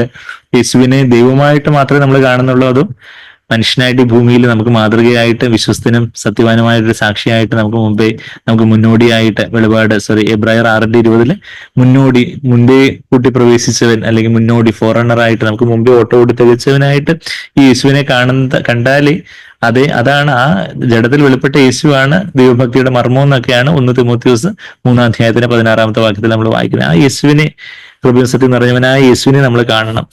കർത്താവിനെ കുറിച്ച് അത് നമ്മൾ വായിക്കുന്നത് amen and the true witness, the beginning of the creation. Even യേശുവിനെ കുറിച്ച് അവിടെ എബ്രായ ലേഖനം 3-ാം കർത്താവിനെ കുറിച്ച് കർത്താവിനെ ഒരു അപ്പോസ്തലന്റെ ഒരു ശുശ്രൂഷയുള്ളവനായിട്ട് അവിടെ പറയുമ്പം മോശയെക്കുറിച്ചും യേശുവിനെ കുറിച്ചും താരതമ്യം ചെയ്ത് കോൺട്രാസ്റ്റ് ചെയ്ത് പറയുന്ന ഒരു കാര്യം നമ്മളിവിടെ വായിക്കുന്നുണ്ട്. എബ്രായ പുസ്തകം 3-ാം 1 വാക്യത്തില് അതുകൊണ്ട് വിശുദ്ധ സഹോദരന്മാരെ, സ്വർഗീയ വിളിക്ക് ഓഹരിക്കാരെയുള്ളവരെ നാം സ്വീകരിച്ചു പറയുന്ന എന്ന് പറഞ്ഞാൽ കൺഫെഷൻ ആയിട്ടുള്ള നമ്മുടെ സ്വീകാര്യം, നമ്മളുടെ ഏറ്റുപറച്ചിലായിട്ടുള്ള അപ്പോസ്തലനും മഹാപുരോഹിതനുമായ യേശുവിനെ ശ്രദ്ധിച്ചു നോക്കണം. വെറുതെ ഒന്ന് നോക്കി അങ്ങ് പോയാൽ പോരാ, യേശുവിനെ ശ്രദ്ധിച്ചു നോക്കണം. എങ്ങനെയുള്ള യേശുവാ? അവിടുന്ന് അപ്പോസ്തലനാണ് കർത്താവ് പിതാവിനാൽ അയക്കപ്പെട്ടവനായതുകൊണ്ട് അപ്പോസ്തലൻ എന്നുള്ള വാക്കിനർത്ഥം അയക്കപ്പെട്ടവൻ, പിതാവിനാൽ അയക്കപ്പെട്ടവനായ അപ്പോസ്തലനും മഹാപുരോഹിതനാണ്. മെൽക്കിസേദെക്കിന്റെ ക്രമപ്രകാരമുള്ള മഹാപുരോഹിതനാണെന്ന് ഇത് എബ്രായ ലേഖനം 7-ാം നമ്മൾ വായിക്കുന്നു. മോശ ദൈവഭവനത്തിലൊക്കെയും വിശ്വസ്തനായിരുന്നത് പോലെ യേശുവും തന്നെ നിയമിച്ചാക്കിയവന് വിശ്വസ്തനാകുന്നു. മോശ വിശ്വസ്തനായിരുന്നു, എന്നാൽ യേശു എത്രയോ മോശയ്ക്ക് വീഴ്ചയൊക്കെ പറ്റി. മോശ അന്നത്തെ ബൈബിൾ എടുത്ത് കീറി കളഞ്ഞു എന്ന് പറയുന്നത് പോലെ, ഇന്ന് ഒരാള് ദേഷ്യം വന്ന് ബൈബിൾ എടുത്ത് കീറി കളഞ്ഞ നമുക്ക് എന്ത് തോന്നും എന്ന് പറയുന്നത് പോലെ, അന്ന് അപ്പാടെ ദൈവജനം എഴുതപ്പെട്ട കൽപ്പലകയായിരുന്നു. മോശയ്ക്ക് ദേഷ്യം വന്നപ്പോൾ മോശ ആ കൽപ്പലക എടുത്ത് ഉടച്ചു കളഞ്ഞു. മോശയ്ക്ക് വീഴ്ചകൾ ഉണ്ടായിരുന്നു. മോശ പാറയോട് കൽപ്പിക്കാൻ പറഞ്ഞപ്പം ഈ ജനത്തെയൊക്കെ കണ്ട് ദേഷ്യം തോന്നിയപ്പോൾ ഒരു അടിയും കൂടെ അങ്ങ് കൊടുത്തു. അപ്പം മോശ വിശ്വസ്തനായിരുന്നു. ഏറ്റവും അന്നത്തെ ഉള്ളതിലും ഏറ്റവും താഴ്മയുള്ള സഹോദരനൊക്കെ ആയിരുന്നു. സംഖ്യാപുസ്തകം 12:3 നമ്മളത് വായിക്കുന്നുണ്ട്. എന്നാൽ മോശയ്ക്ക് വീഴ്ചകൾ ഉണ്ടായിരുന്നു. എന്നാൽ ആ മോശ വിശ്വസ്തനായിരുന്നു. എന്നാൽ യേശു എത്രയോ അധികം വിശ്വസ്തനാകുന്നു. ഭവനത്തെക്കാളും ഭവനം ചമച്ചവൻ അധികം മാനമുള്ളതുപോലെ ഭവനം ചമച്ചവനാണ് ഈ കർത്താവ്. ഭവനത്തെക്കാൾ ഭവനം ചമച്ചവൻ അധികം മാനമുള്ളതുപോലെ യേശുവും മോശയേക്കാൾ അധികം ഭവനം, ആ പണിയുടെ ഒരു ഭാഗം മാത്രമാണ് മോശ. എന്നാൽ ആ ഭവനത്തെ നിർമ്മിച്ചവനായ ആ കർത്താവ് അധികം മഹത്വത്തിന് യോഗ്യൻ എന്ന് എണ്ണിയിരിക്കുന്നു. ഏത് ഭവനവും ചമയ്ക്കുവാൻ ഒരാൾ വേണം, സർവവും ചമച്ചവൻ ദൈവം തന്നെ. അവന്റെ ഭവനത്തിലൊക്കെ ഈ മോശ വിശ്വസ്തനായിരുന്നത് അരുളി ചെയ്യുവാനിരുന്നതിന് സാക്ഷ്യം പറയുന്ന ഭൃത്യനായിട്ടത്രേ. ക്രിസ്തുവോ അവന്റെ ഭവനത്തിന് അധികാരിയായ പുത്രനായി തന്നെ. മോശയാണെങ്കിൽ ആ ഭവനത്തിൽ ഒരു ദാസൻ എന്ന വണ്ണമായിരുന്നു വിശ്വസ്തനായിരുന്നു എന്നുണ്ടെങ്കിൽ, കർത്താവ് അവിടുത്തെ പുത്രനായിട്ട്, ആ ഭവനത്തിലെ പുത്രനായിട്ട് വിശ്വസ്തനായിരുന്നു. ക്രിസ്തു അവന്റെ ഭവനത്തിന് അധികാരിയായ പുത്രനായി തന്നെ. പ്രത്യാശയുടെ ധൈര്യവും പ്രശംസയും നാം അവസാനത്തോളം മുറുകെ പിടിച്ചുകൊണ്ട് നാം തന്നെ അവന്റെ ഭവനമാകുന്നു. നാം തന്നെയാണ് അവന്റെ ഭവനം. ആ ഭവനത്തെ ചമച്ചവനായ കർത്താവ് എത്രയധികം മഹത്വവാനാണെന്നുള്ള കാര്യം ഒക്കെയാ പറയുന്നത്. യേശുവിന്റെ വിശ്വസ്തതയെക്കുറിച്ച് യേശു എങ്ങനെ വിശ്വസ്തനായിരുന്നത്? കർത്താവ് ദൈവത്തിന്റെ സർവ്വശക്തിയോടും കൂടി ഈ ഭൂമിയിൽ വന്ന് ജീവിച്ച് വിശ്വസ്തനായിട്ട് കാണിച്ചു എന്ന് പറഞ്ഞാൽ അതിൽ വലിയ കാര്യമില്ല. ദൈവം പാപമില്ലാത്തവനാണ്. അതുകൊണ്ട് ദൈവമായിട്ട് തന്നെ കർത്താവ് അങ്ങ് ജീവിച്ചാൽ അതിൽ നമുക്ക് വലിയ ആശ്ചര്യമില്ല. എന്ന് കർത്താവ് നമ്മെപ്പോലെ തന്നെ പരീക്ഷിക്കപ്പെടാവുന്ന ഒരു ജഡത്തോടുകൂടി വന്നു. പാപമില്ലായിരുന്നു എന്നുള്ള വ്യത്യാസം ഉള്ളായിരുന്നു. എന്നാൽ നമ്മെപ്പോലെ തന്നെ ഉള്ളൊരു ജഡത്തിൽ വന്ന് തനിക്കൊരു സ്വന്തം ഇഷ്ടം ഉണ്ടായിരുന്നു. ആ സ്വന്തം ഇഷ്ടമായിരുന്നു ജഡം എന്ന് പറയുന്നത്. അതിനെപ്പോഴും മരിപ്പിച്ചുകൊണ്ട് വിശ്വസ്തനും സത്യവാനുമായിട്ടുള്ള കർത്താവ് എന്ന ഫെയ്ത്ത്ഫുൾ ആൻഡ് ട്രൂ ആ ഒരു കർത്താവ് തന്നെ പറഞ്ഞു, ഞാൻ തന്നെയാണ് സത്യം, ഞാൻ തന്നെയാണ് വഴിയും സത്യവും ജീവനും എന്ന് യോഹന്നാൻ 14:6 വാക്യത്തിൽ നമ്മൾ വായിക്കുമ്പോൾ ഞാൻ സത്യമാണ്, ഞാൻ അലൈത്യ എന്നുള്ള ഗ്രീക്ക് പദത്തിന് സത്യമെന്നും യാഥാർത്ഥ്യം എന്നൊക്കെ ട്രാൻസ്ലേറ്റ് ചെയ്യാം. കർത്താവിന്റെ ജീവിതത്തിൽ ഒരു സത്യം ഉണ്ടായിരുന്നു, ഒരു കാപട്യം ഇല്ലായിരുന്നു. നഥാനിലിനെ കണ്ട് ഇവന് യാതൊരു കാപട്യം എന്ന് പറയുമ്പം യേശുവിന്റെ ജീവിതത്തിൽ ഉള്ള ഒരു കാപട്യം ഇല്ലാത്തൊരു കർത്താവ്, എപ്പോഴും സത്യമായിട്ട് താൻ സംസാരിക്കുന്നതായിട്ടുള്ള ഒരു കർത്താവ്, ഫെയ്ത്ത്ഫുൾ ആയിരുന്നു. തന്നെ ഏൽപ്പിച്ച കാര്യങ്ങളിൽ അറ്റ്മോസ്റ്റ് ആയിട്ട് നമ്മളെ ഏൽപ്പിച്ചിരിക്കുന്ന കാര്യങ്ങൾ, നമ്മളുടെ ജോലി, പഠിത്തം, ഒരു ചെറിയ കാര്യങ്ങളിലൊക്കെ നമുക്ക് ഉള്ള വിശ്വസ്തത എത്രമാത്രം ഉണ്ട്. നമ്മള് ദാനിയേലിന്റെ പുസ്തകം 6-ാം 4 ദാനിയേലിനെ കുറിച്ച് അവർക്ക് ഒരു കുറ്റം പറയാനുണ്ടായിരുന്നു. അവൻ ദൈവത്തെ വിളിക്കുന്നു എന്നുള്ള മാത്രമേ അവനെ കുറിച്ച് കുറ്റം പറയാനുണ്ടായിരുന്നു എന്നുള്ളതാണ് ദാനിയേലിന്റെ പുസ്തകം 6-ാം 4 ആകയാൽ അധ്യക്ഷന്മാരും പ്രധാന ദേശാധിപന്മാരും രാജ്യം സംബന്ധിച്ച് ദാനിയലിന് വിരോധമായി കാരണം കണ്ടെത്തുവാൻ അന്വേഷിച്ചു. ദാനിയലിനെ എങ്ങനെങ്കിലും കൊടുക്കണം, എന്തൊക്കെയാ കാരണമുള്ളത്, ദാനിയലിന്റെ എതിരായിട്ട് എന്തെങ്കിലും ബാഡ് റിമാർക്സ് എന്തെങ്കിലും ഉണ്ടോ? എന്നാൽ യാതൊരു കാരണവും കുറ്റവും കണ്ടെത്തുവാൻ അവർക്ക് കഴിഞ്ഞില്ല. അവൻ വിശ്വസ്തനായിരുന്നതുകൊണ്ട് ഒരു തെറ്റും കുറ്റവും അവന് കണ്ടെത്തിയില്ല. ഒരു തെറ്റും കുറ്റവും എന്നുള്ളത് no negligence or corruption was to be found in him. ഒരു തെറ്റ്, ഒരു നെഗ്ലിജൻസ്, ഒരു ഉപേക്ഷ, തനിക്ക് തന്റെ ജോലിയിൽ അതുപോലെ വിശ്വസ്തനായിട്ട് കാണപ്പെട്ടത്. ഇന്ന് പഠിക്കുന്നവരായിട്ടുള്ള കുഞ്ഞുങ്ങളുണ്ട്, നമ്മൾ ജോലി ചെയ്യുന്നവരായിട്ടുള്ളവരുണ്ട്, ഈവൻ നമ്മള് വീട്ടുജോലിയിലാവട്ടെ, നമ്മളുടെ അതായത് നമ്മൾ ഏൽപ്പിച്ചിരിക്കുന്ന ഉത്തരവാദിത്തങ്ങൾ, കുഞ്ഞുങ്ങളെ വളർത്തുന്ന കാര്യമാവട്ടെ, വീട്ടിലെ ഉത്തരവാദിത്തങ്ങളാവട്ടെ, സഭയിലുള്ള ഉത്തരവാദിത്തമാവട്ടെ, വേറെ എന്താ നമ്മളുടെ ജോലിയിലുള്ള ഉത്തരവാദിത്തങ്ങള്, നമ്മളുടെ കുടുംബക്കാരോടുള്ള ഉത്തരവാദിത്തങ്ങൾ, മാതാപിതാക്കളുടെ ഉത്തരവാദിത്തം, ഓരോ കാര്യത്തിലും വിശ്വസ്തനായിട്ട് കർത്താവ് ക്രൂസില് നൊന്തും നിറിയും പൊളഞ്ഞ് ഇരിക്കുമ്പോൾ പോലും കർത്താവിന്റെ വിശ്വസ്തത കാണുന്ന ഒരു കാര്യം നമ്മളിവിടെ കാണുന്നത് എന്താ? യോഹന്നാൻ 19 അധ്യായത്തില് ആ അമ്മ തന്റെ അമ്മ യോസേഫ് അന്ന് ജീവിച്ചിരിപ്പുണ്ടായിരുന്നെങ്കിൽ യോസേഫ് മറിയെ നോക്കുകയാണ്, പക്ഷെ യോസേഫ് അന്നില്ലായിരിക്കും എന്നുള്ളതാണ് നമ്മൾ അതിനകത്ത് നിന്ന് മനസ്സിലാക്കുന്നത്. അപ്പൊ അതുകൊണ്ട് തന്റെ അനിയന്മാരായിട്ടുള്ള 4 സഹോദരന്മാരുണ്ടായിരുന്നു. മർക്കോസ് 6:3 നമ്മളത് വായിക്കുന്നുണ്ട്. എന്നാൽ യോഹന്നാൻ 7:4-5 വാക്യങ്ങളിൽ അവർ കർത്താവിൽ വിശ്വസിക്കുന്നവരായിരുന്നില്ല. അപ്പൊ അതുകൊണ്ട് അവിശ്വാസികളായിട്ടുള്ള തന്റെ അനിയന്മാരെക്കാട്ടിലും തന്റെ പ്രിയ ശിഷ്യനായിട്ടുള്ള യോഹന്നാനെ ആയിരുന്നു കർത്താവിന് കൂടുതൽ വിശ്വാസം. അതുകൊണ്ട് ശിഷ്യ ഇതാ നിന്റെ അമ്മ ഇതാ നിന്റെ ഇതാ എന്റെ ശിഷ്യ എന്നൊക്കെ പറഞ്ഞ് യോഹന്നാനെ അമ്മയെ നോക്കാനുള്ള ഉത്തരവാദിത്തം ഏൽപ്പിച്ചു കൊടുക്കുന്ന ഒരു വിശ്വസ്തനായിട്ടുള്ള കർത്താവ്. നമുക്ക് തോന്നുന്ന ചെറുതും വലുതുമായിട്ടുള്ള എല്ലാ കാര്യങ്ങളിലും വിശ്വസ്തനായിട്ട് ഈ ഭൂമിയിൽ ജീവിച്ചൊരു യേശു, സത്യവാനായിട്ട് കർത്താവ് സത്യം മാത്രമേ സംസാരിച്ചുള്ളൂ. കർത്താവ് എല്ലാത്തിനും എല്ലാം അങ്ങ് പറഞ്ഞില്ല. ഇപ്പം നീ എന്ത് കർത്താവിനോട് അവര് ചോദിച്ചു, നീ എന്ത് അധികാരത്തിലാണ് ഇതെല്ലാം ചെയ്യുന്നതെന്ന് ചോദിച്ചപ്പോ എന്താ, യോഹന്നാന്റെ സ്നാനം സ്വർഗത്തിൽ നിന്നാണ് ഭൂമിയിൽ നിന്നാണ് എന്നുള്ള കാര്യം അവരോടൊരു ചോദ്യം ചോദിച്ചതെന്ന് വെച്ചാല് കർത്താവ് ഏറ്റവും ജ്ഞാനത്തോട് ഉത്തരം പറഞ്ഞു. എന്നാൽ കർത്താവ് പറഞ്ഞ കാര്യങ്ങളൊക്കെ സത്യമായിട്ടുള്ള കാര്യങ്ങളായിരുന്നു. അവിടെ അന്നാസിന്റെ അടുത്ത് യോഹന്നാൻ 19 അധ്യായത്തില് നിന്റെ ഉപദേശത്തെക്കുറിച്ചും ശിഷ്യന്മാരെ കുറിച്ചും ഒക്കെ അന്നാസ് ചോദിച്ചു. എന്നാൽ ശിഷ്യന്മാരെ കുറിച്ച് കർത്താവ് ഒന്നും മിണ്ടിയില്ല. അവരെയും കൂടെ കൊടുക്കാന് കർത്താവ് അവരുടെ സഭയായിട്ടില്ല എന്നുള്ള കാര്യം കർത്താവിന് അറിയാം. കർത്താവിന്റെ ഉപദേശത്തെ കുറിച്ചുള്ള കാര്യം മാത്രം അവിടെ ഉത്തരം പറയുന്നുള്ള കാര്യം നമുക്കറിയാം. എന്നാൽ പറഞ്ഞ കാര്യങ്ങൾ ഏറ്റവും ജ്ഞാനത്തോടെ, പാമ്പിനെ പോലെ ബുദ്ധിയുള്ളവരായിരിക്കണം എന്ന് പറഞ്ഞ കർത്താവ് തന്നെ ഏറ്റവും ജ്ഞാനത്തോടെ എല്ലാം ഏറ്റവും സത്യമായിട്ട് കാര്യങ്ങൾ പറഞ്ഞു എന്നുള്ള കാര്യമൊക്കെ നമ്മളവിടെ കാണുന്നുണ്ട്. അപ്പം വിശ്വസ്തനും സത്യവാനുമായിട്ടുള്ള സാക്ഷി, അതുപോലെ കർത്താവിനെ കുറിച്ച് പറഞ്ഞാൽ അവൻ നീതിയോട് വിധിക്കുകയും പോരാടുകയും ചെയ്യുന്നു. കർത്താവ് വിധിക്കുന്നത് കാഴ്ചപ്രകാരമുള്ള വിധിയായിരുന്നില്ല. നമ്മളോടും കർത്താവ് പറഞ്ഞിരിക്കുന്ന ഒരു കൽപ്പന യോഹന്നാൻ 7:24 നിങ്ങൾ കാഴ്ചപ്രകാരം വിധിക്കരുത് എന്ന് നീതിയോട് വിധിക്കുവിൻ എന്നാ പറഞ്ഞിരിക്കുന്നത്. അതാ നമ്മള് ഓരോ കാര്യത്തിലും ദൈവാത്മാവിന്റെ ഒരു കാഴ്ചപ്പാടോടുകൂടി ആ കാര്യങ്ങളെ കണ്ട് വിലയിരുത്തേണ്ട ഒരു ആവശ്യം. ചില കാര്യങ്ങളിൽ നമുക്ക് ചിലപ്പോൾ ചില കാര്യങ്ങളെ കുറിച്ച് അറിയാതെ നമുക്കൊരു അഭിപ്രായം പറയാൻ തന്നെ പ്രയാസമുള്ള കാര്യങ്ങൾ, ഒരുപാട് കാര്യങ്ങളുണ്ട്. നമുക്ക് അറിയത്തില്ല പലരുടെ കാര്യങ്ങളെ കുറിച്ച്. നമ്മളുടെ വിവേചനം വളരെ തുലവും ചുരുക്കുക എന്ന് നമ്മള് ദൈവത്തിന്റെ വചനം എന്താ നമ്മളോട് പറയുന്നത്? യോഹന്നാൻ 7:24 കാഴ്ചപ്രകാരം നമ്മൾ കാണുന്ന പോലെ വിധിക്കരുത്.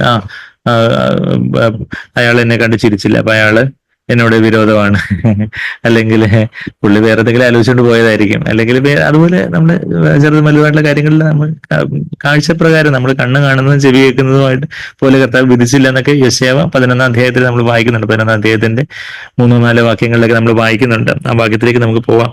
കാഴ്ചപ്രകാരം വിധിക്കരുത്, നീതിയുള്ള വിധി വിധിക്കുവിൻ എന്ന ജഡ്ജ് വിത്ത് റൈച്ചസ് ജഡ്ജ്മെന്റ്. വിധിക്കരുതെന്ന് പറഞ്ഞ കർത്താവ് തന്നെ എങ്ങനെ വിധിക്കരുത്, എങ്ങനെ വിധിക്കണമെന്നാണ് യോഹന്നാൻ 7:24 പറഞ്ഞത്. വിധിക്കരുതെന്ന് മത്തായി 7:1 ഗിരിപ്രഭാഷണത്തിൽ പറയുന്നതെന്ന് കാഴ്ചപ്രകാരം വിധിക്കരുത്.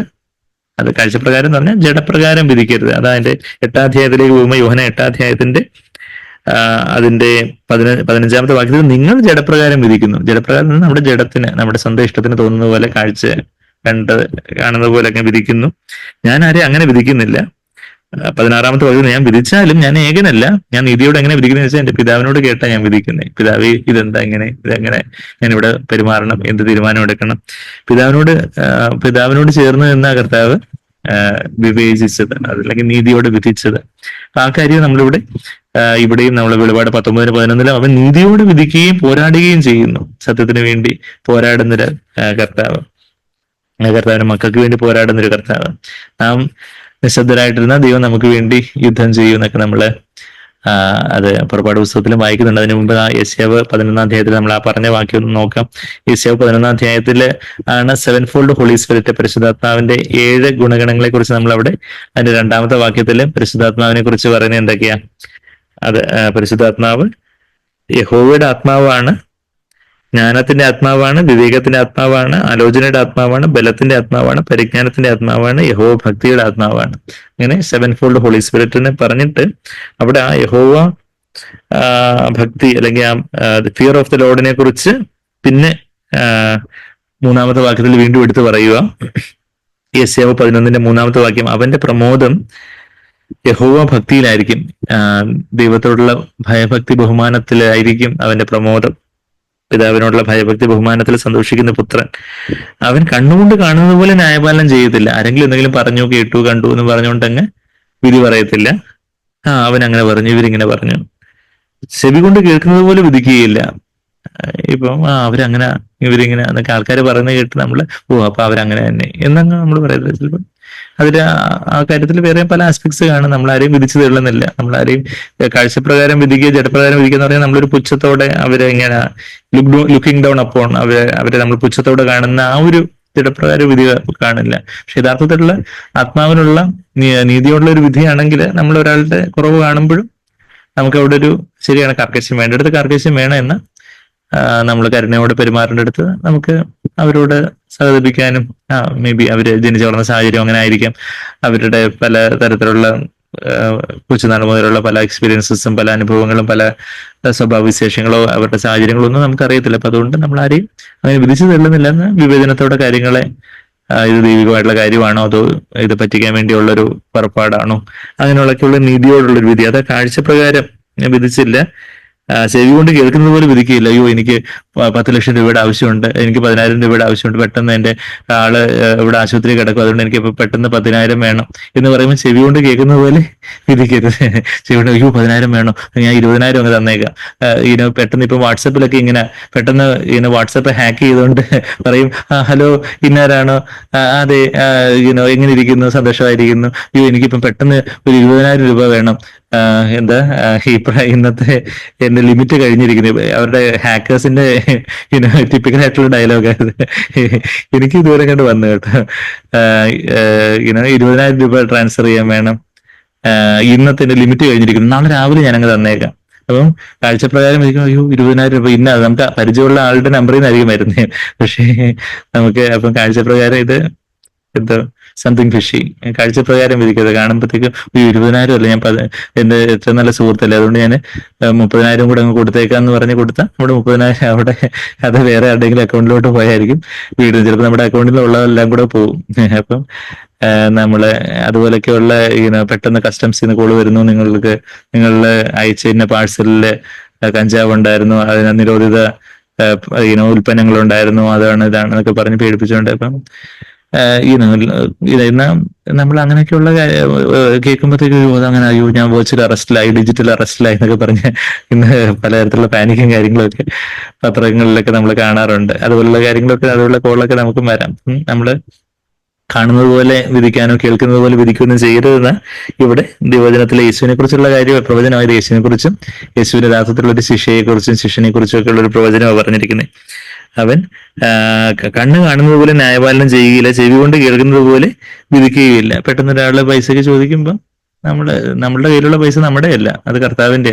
ചോദിക്കുന്ന ഏവനും കൊടുക്കുക എന്ന് മത്തായി 5 പറയുന്നുണ്ടല്ലോ. അതുകൊണ്ട് ഞാൻ ആരും എന്ത് ചോദിച്ചാലും ഞാൻ അങ്ങ് എടുത്ത് കൊടുക്കുമെന്ന് പറയുന്നത് അത് ദൈവദൂഷണമാണ്, അത് മണ്ടത്തരമാണ്, അത് ഭോഷത്തരമാണ്. കുറച്ച് എന്റെ കയ്യിലുള്ളത് എന്റെ പൈസയില്ല. ഇപ്പൊ ഞാൻ ഒരാൾക്ക് 10,000 രൂപ ഏൽപ്പിച്ചിട്ടുണ്ടെങ്കിൽ അയാൾ എന്നോട് ചോദിക്കാതെ അത് വേറെ ആരെങ്കിലും ചോദിച്ചെന്ന് പറഞ്ഞ് എടുത്തു കൊടുത്താൽ അത് എത്ര അവിശ്വസ്തത എന്ന് പറയുന്നത് പോലെ എന്റെ കയ്യിലുള്ളത് എന്റെ പൈസയില്ല. അതുകൊണ്ട് ആരെങ്കിലും ചോദിക്കുമ്പം കർത്താവിനോട് നമ്മൾ ചോദിച്ച് ആലോചിച്ച് കർത്താവ് അതുപോലൊരു സ്വാതന്ത്ര്യവും അതുപോലെയൊക്കെ ഉണ്ടെങ്കിൽ നമ്മൾ കൊടുക്കാം. യഥാർത്ഥത്തിലുള്ള നീഡിലുള്ളവർക്ക് നമുക്ക് കൊടുക്കാം. പക്ഷെ അല്ലാതെ കള്ളത്തരവും പറഞ്ഞ് കാപട്യവും പറഞ്ഞ് പറ്റിക്കാനും വെട്ടിക്കാനും മോഷ്ടിക്കാനും ഒക്കെ ആയിട്ട് വരുന്നവരെ നമ്മൾ അതുപോലെ ഒരു കർക്കശത്തോടെ ജ്ഞാനത്തോടെ അവര് വെറുപ്പിക്കാതെ തന്നെ നമ്മുടെ ജ്ഞാനത്തോടെ ഇങ്ങനെ നമ്മുടെ കയ്യിൽ ഇല്ലാന്ന് നമ്മൾ കള്ളം പറയേണ്ട കാര്യമില്ല. പക്ഷെ എനിക്കിപ്പം കൊടുക്കാൻ പറ്റുന്ന ഒരു സാഹചര്യം I am not in a position to give you know അങ്ങനെ അങ്ങനെ ചോദിച്ച് സഭയിൽ നിന്ന് വിട്ടുപോയിട്ടുള്ള ചില ആൾക്കാരൊക്കെ ഉണ്ട്.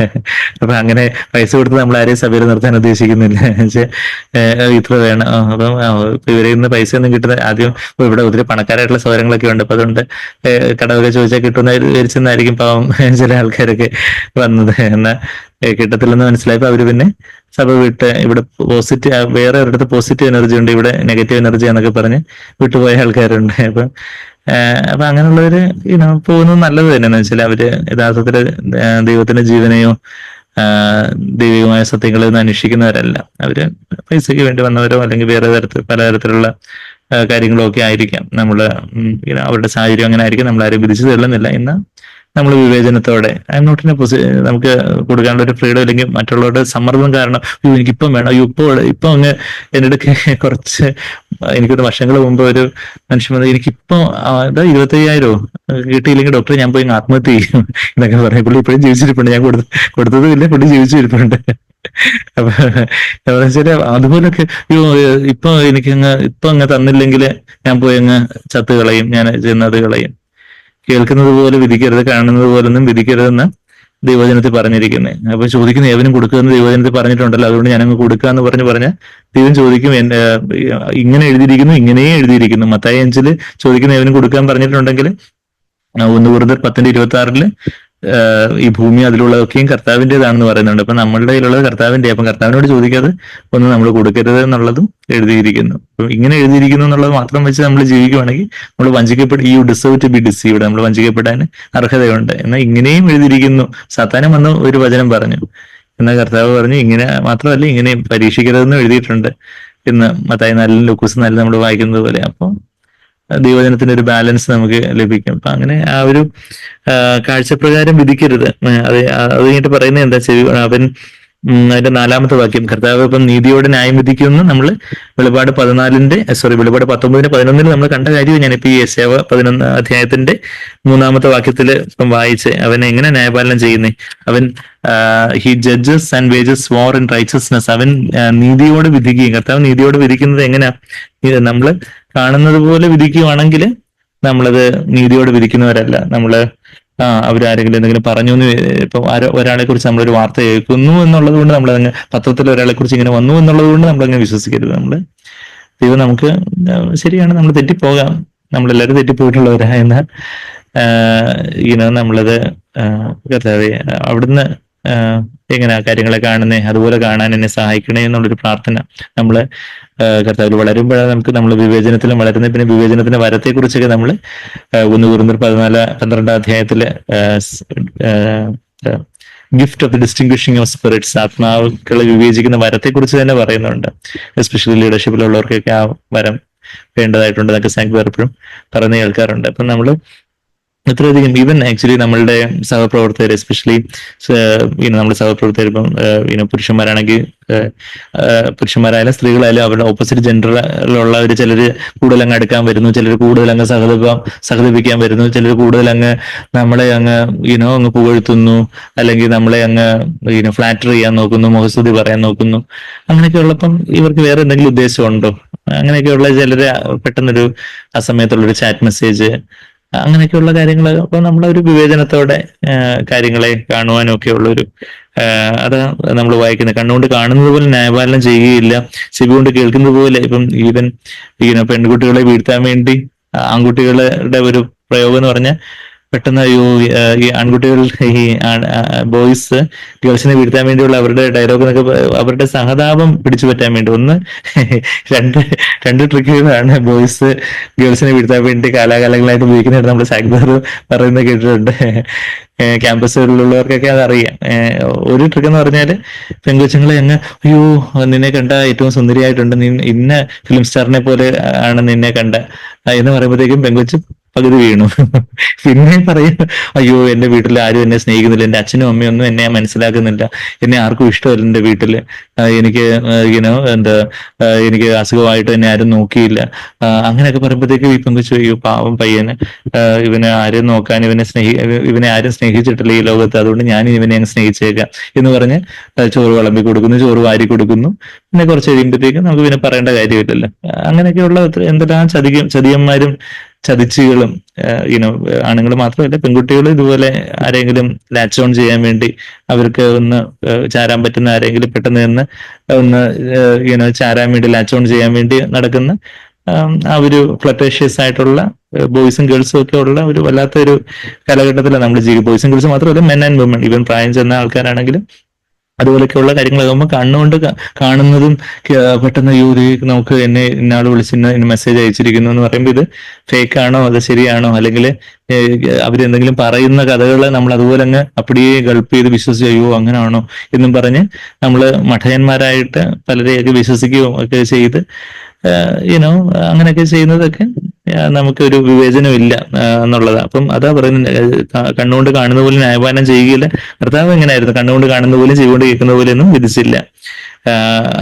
പലരും കർത്താവിനെ വിശ്വസിക്കുന്നു എന്ന് പറഞ്ഞു വന്നപ്പോഴും കർത്താവ് അവർക്കൊന്നും തന്നെ ഏൽപ്പിച്ചു കൊടുത്തില്ല എന്നൊക്കെ യോഹന്നാൻ 2-ാം അധ്യായത്തിന്റെ അവസാനത്തെ വാക്യങ്ങളിൽ നമ്മൾ വായിക്കുന്നുണ്ട്. ബിക്കോസ് കർത്താവിന് അവരുടെ ഉള്ളിൽ എന്താ ഉള്ളതെന്നുള്ള കാര്യം പിതാവ് പരിശുദ്ധാത്മാവിനൊരു വിവേചനം കൊടുത്തുകൊണ്ട് ചിലര് വന്ന് കർത്താവ് ഞാൻ വിശ്വസിക്കുന്നു പറയുമ്പോൾ കർത്താവിന് അറിയാം ഇവർ എത്രമാത്രം വിശ്വസിക്കുന്നു, ഇവരുടെ വേറെ എന്തോ ഉദ്ദേശം എന്നുള്ള കർത്താവിന് അവർ ആത്മാവിൽ അതിനെ കുറിച്ചിട്ട് ഫ്രീഡം ഇല്ലായിരുന്നു. അപ്പം ഓക്കെ ശരി കൊള്ളാം, ഗുഡ്, നല്ല കാര്യം എന്നൊക്കെ പറഞ്ഞ് കർത്താവ് അവരോടൊരു ആരോഗ്യകരമായ ഒരു അകലം പാലിച്ചുകൊണ്ടിരുന്നു.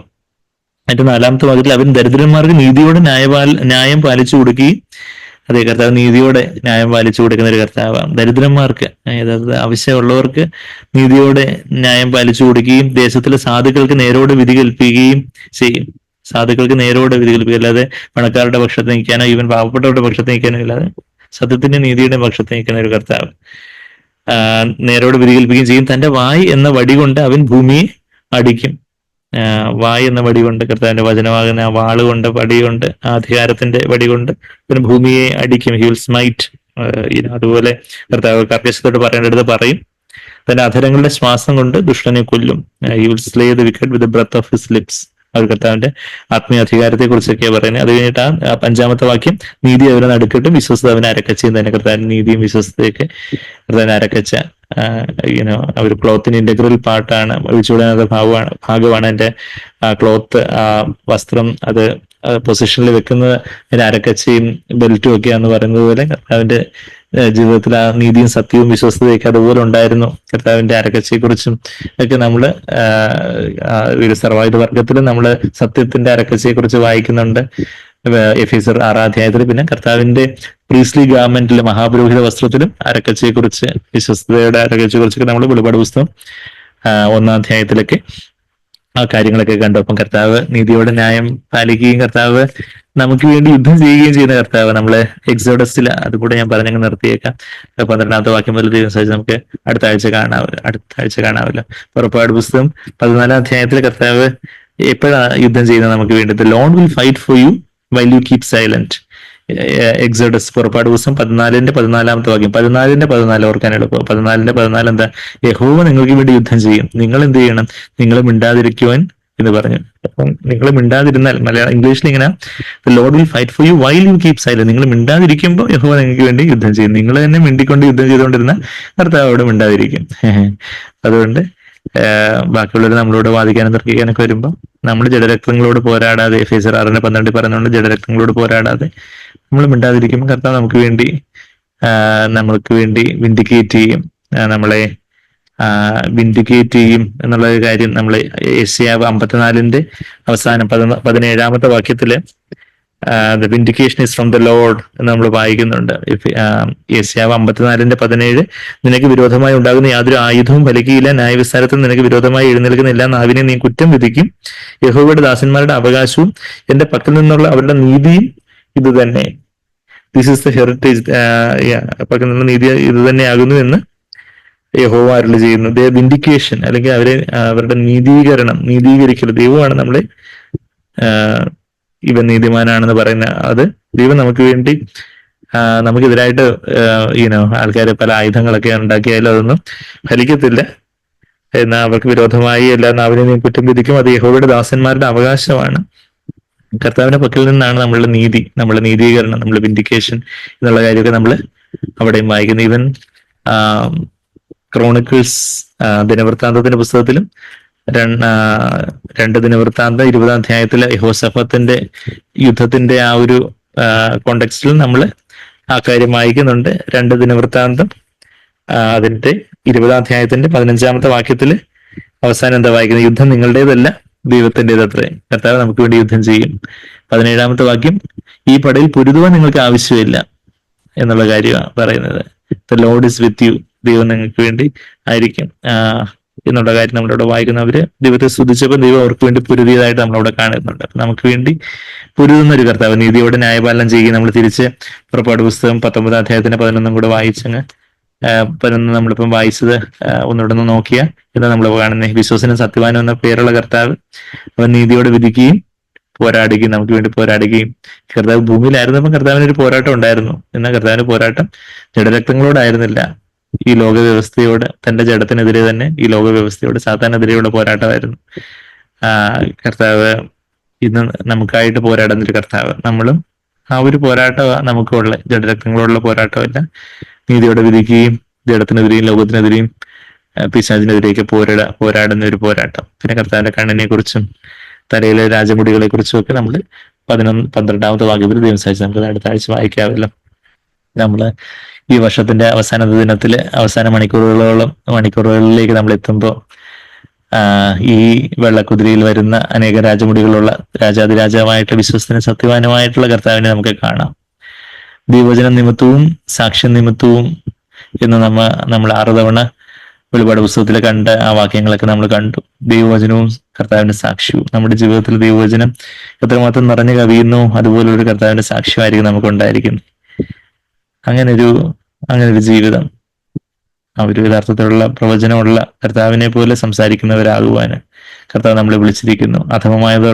അധമമായിട്ടുള്ളതെല്ലാം ഒഴിച്ച് ഉത്തമമായിട്ടുള്ളത് പ്രസ്താവിച്ച നിന്നെ ഞാൻ എന്റെ വായാക്കുമെന്ന് കർത്താവ് അവിടെ യെരമ്യാവ് 15:19 പറയുന്നു. നമ്മുടെ വായിൽ തോന്നുന്നതൊക്കെ പറയാതെ, നമുക്ക് മനസ്സിൽ തോന്നുന്നതെല്ലാം പറയാതെ കർത്താവ് സംസാരിച്ച പോലെ സംസാരിക്കാനായിട്ട് നമ്മുടെ നാവിനെ, നമ്മുടെ മനസ്സിനെയൊക്കെ ഏൽപ്പിച്ചു കൊടുക്കുകയാണെങ്കിൽ പരിശുദ്ധാത്മ നമ്മുടെ ഹൃദയത്തെ നിറച്ച് കർത്താവ് പറഞ്ഞതുപോലെ സംസാരിക്കുവാനും, ആ സ്നേഹത്തോടെ കർക്കശത്തോടെ സംസാരിക്കുവാനും, നീതിയോടെ വിധിക്കുവാന്, കാഴ്ചപ്രകാരം വിധിക്കാനല്ല, നീതിയോടെ വിധിക്കുവാന്, ദൈവഭയത്തിൽ സന്തോഷിക്കുന്നവരാകുവാന്, ദരിദ്രന്മാർക്ക് ന്യായപാലനം ചെയ്തു കൊടുക്കുവാന്, നിഷ്പക്ഷതയോടെ മനുഷ്യമാനം തേടാതെ കാര്യങ്ങളിൽ തീരുമാനങ്ങൾ എടുക്കുവാനും ഒക്കെ ദൈവം നമ്മളെ സഹായിക്കും. നമുക്ക് പ്രാർത്ഥിക്കാൻ. സ്നേഹം നിറഞ്ഞ പിതാവേ, ഈ വർഷാവസാനത്തിൽ അവിടുന്ന് ഞങ്ങൾക്ക് തന്ന വചനങ്ങൾക്കായിട്ട് ഞങ്ങൾ സ്തുതിക്കുന്നു.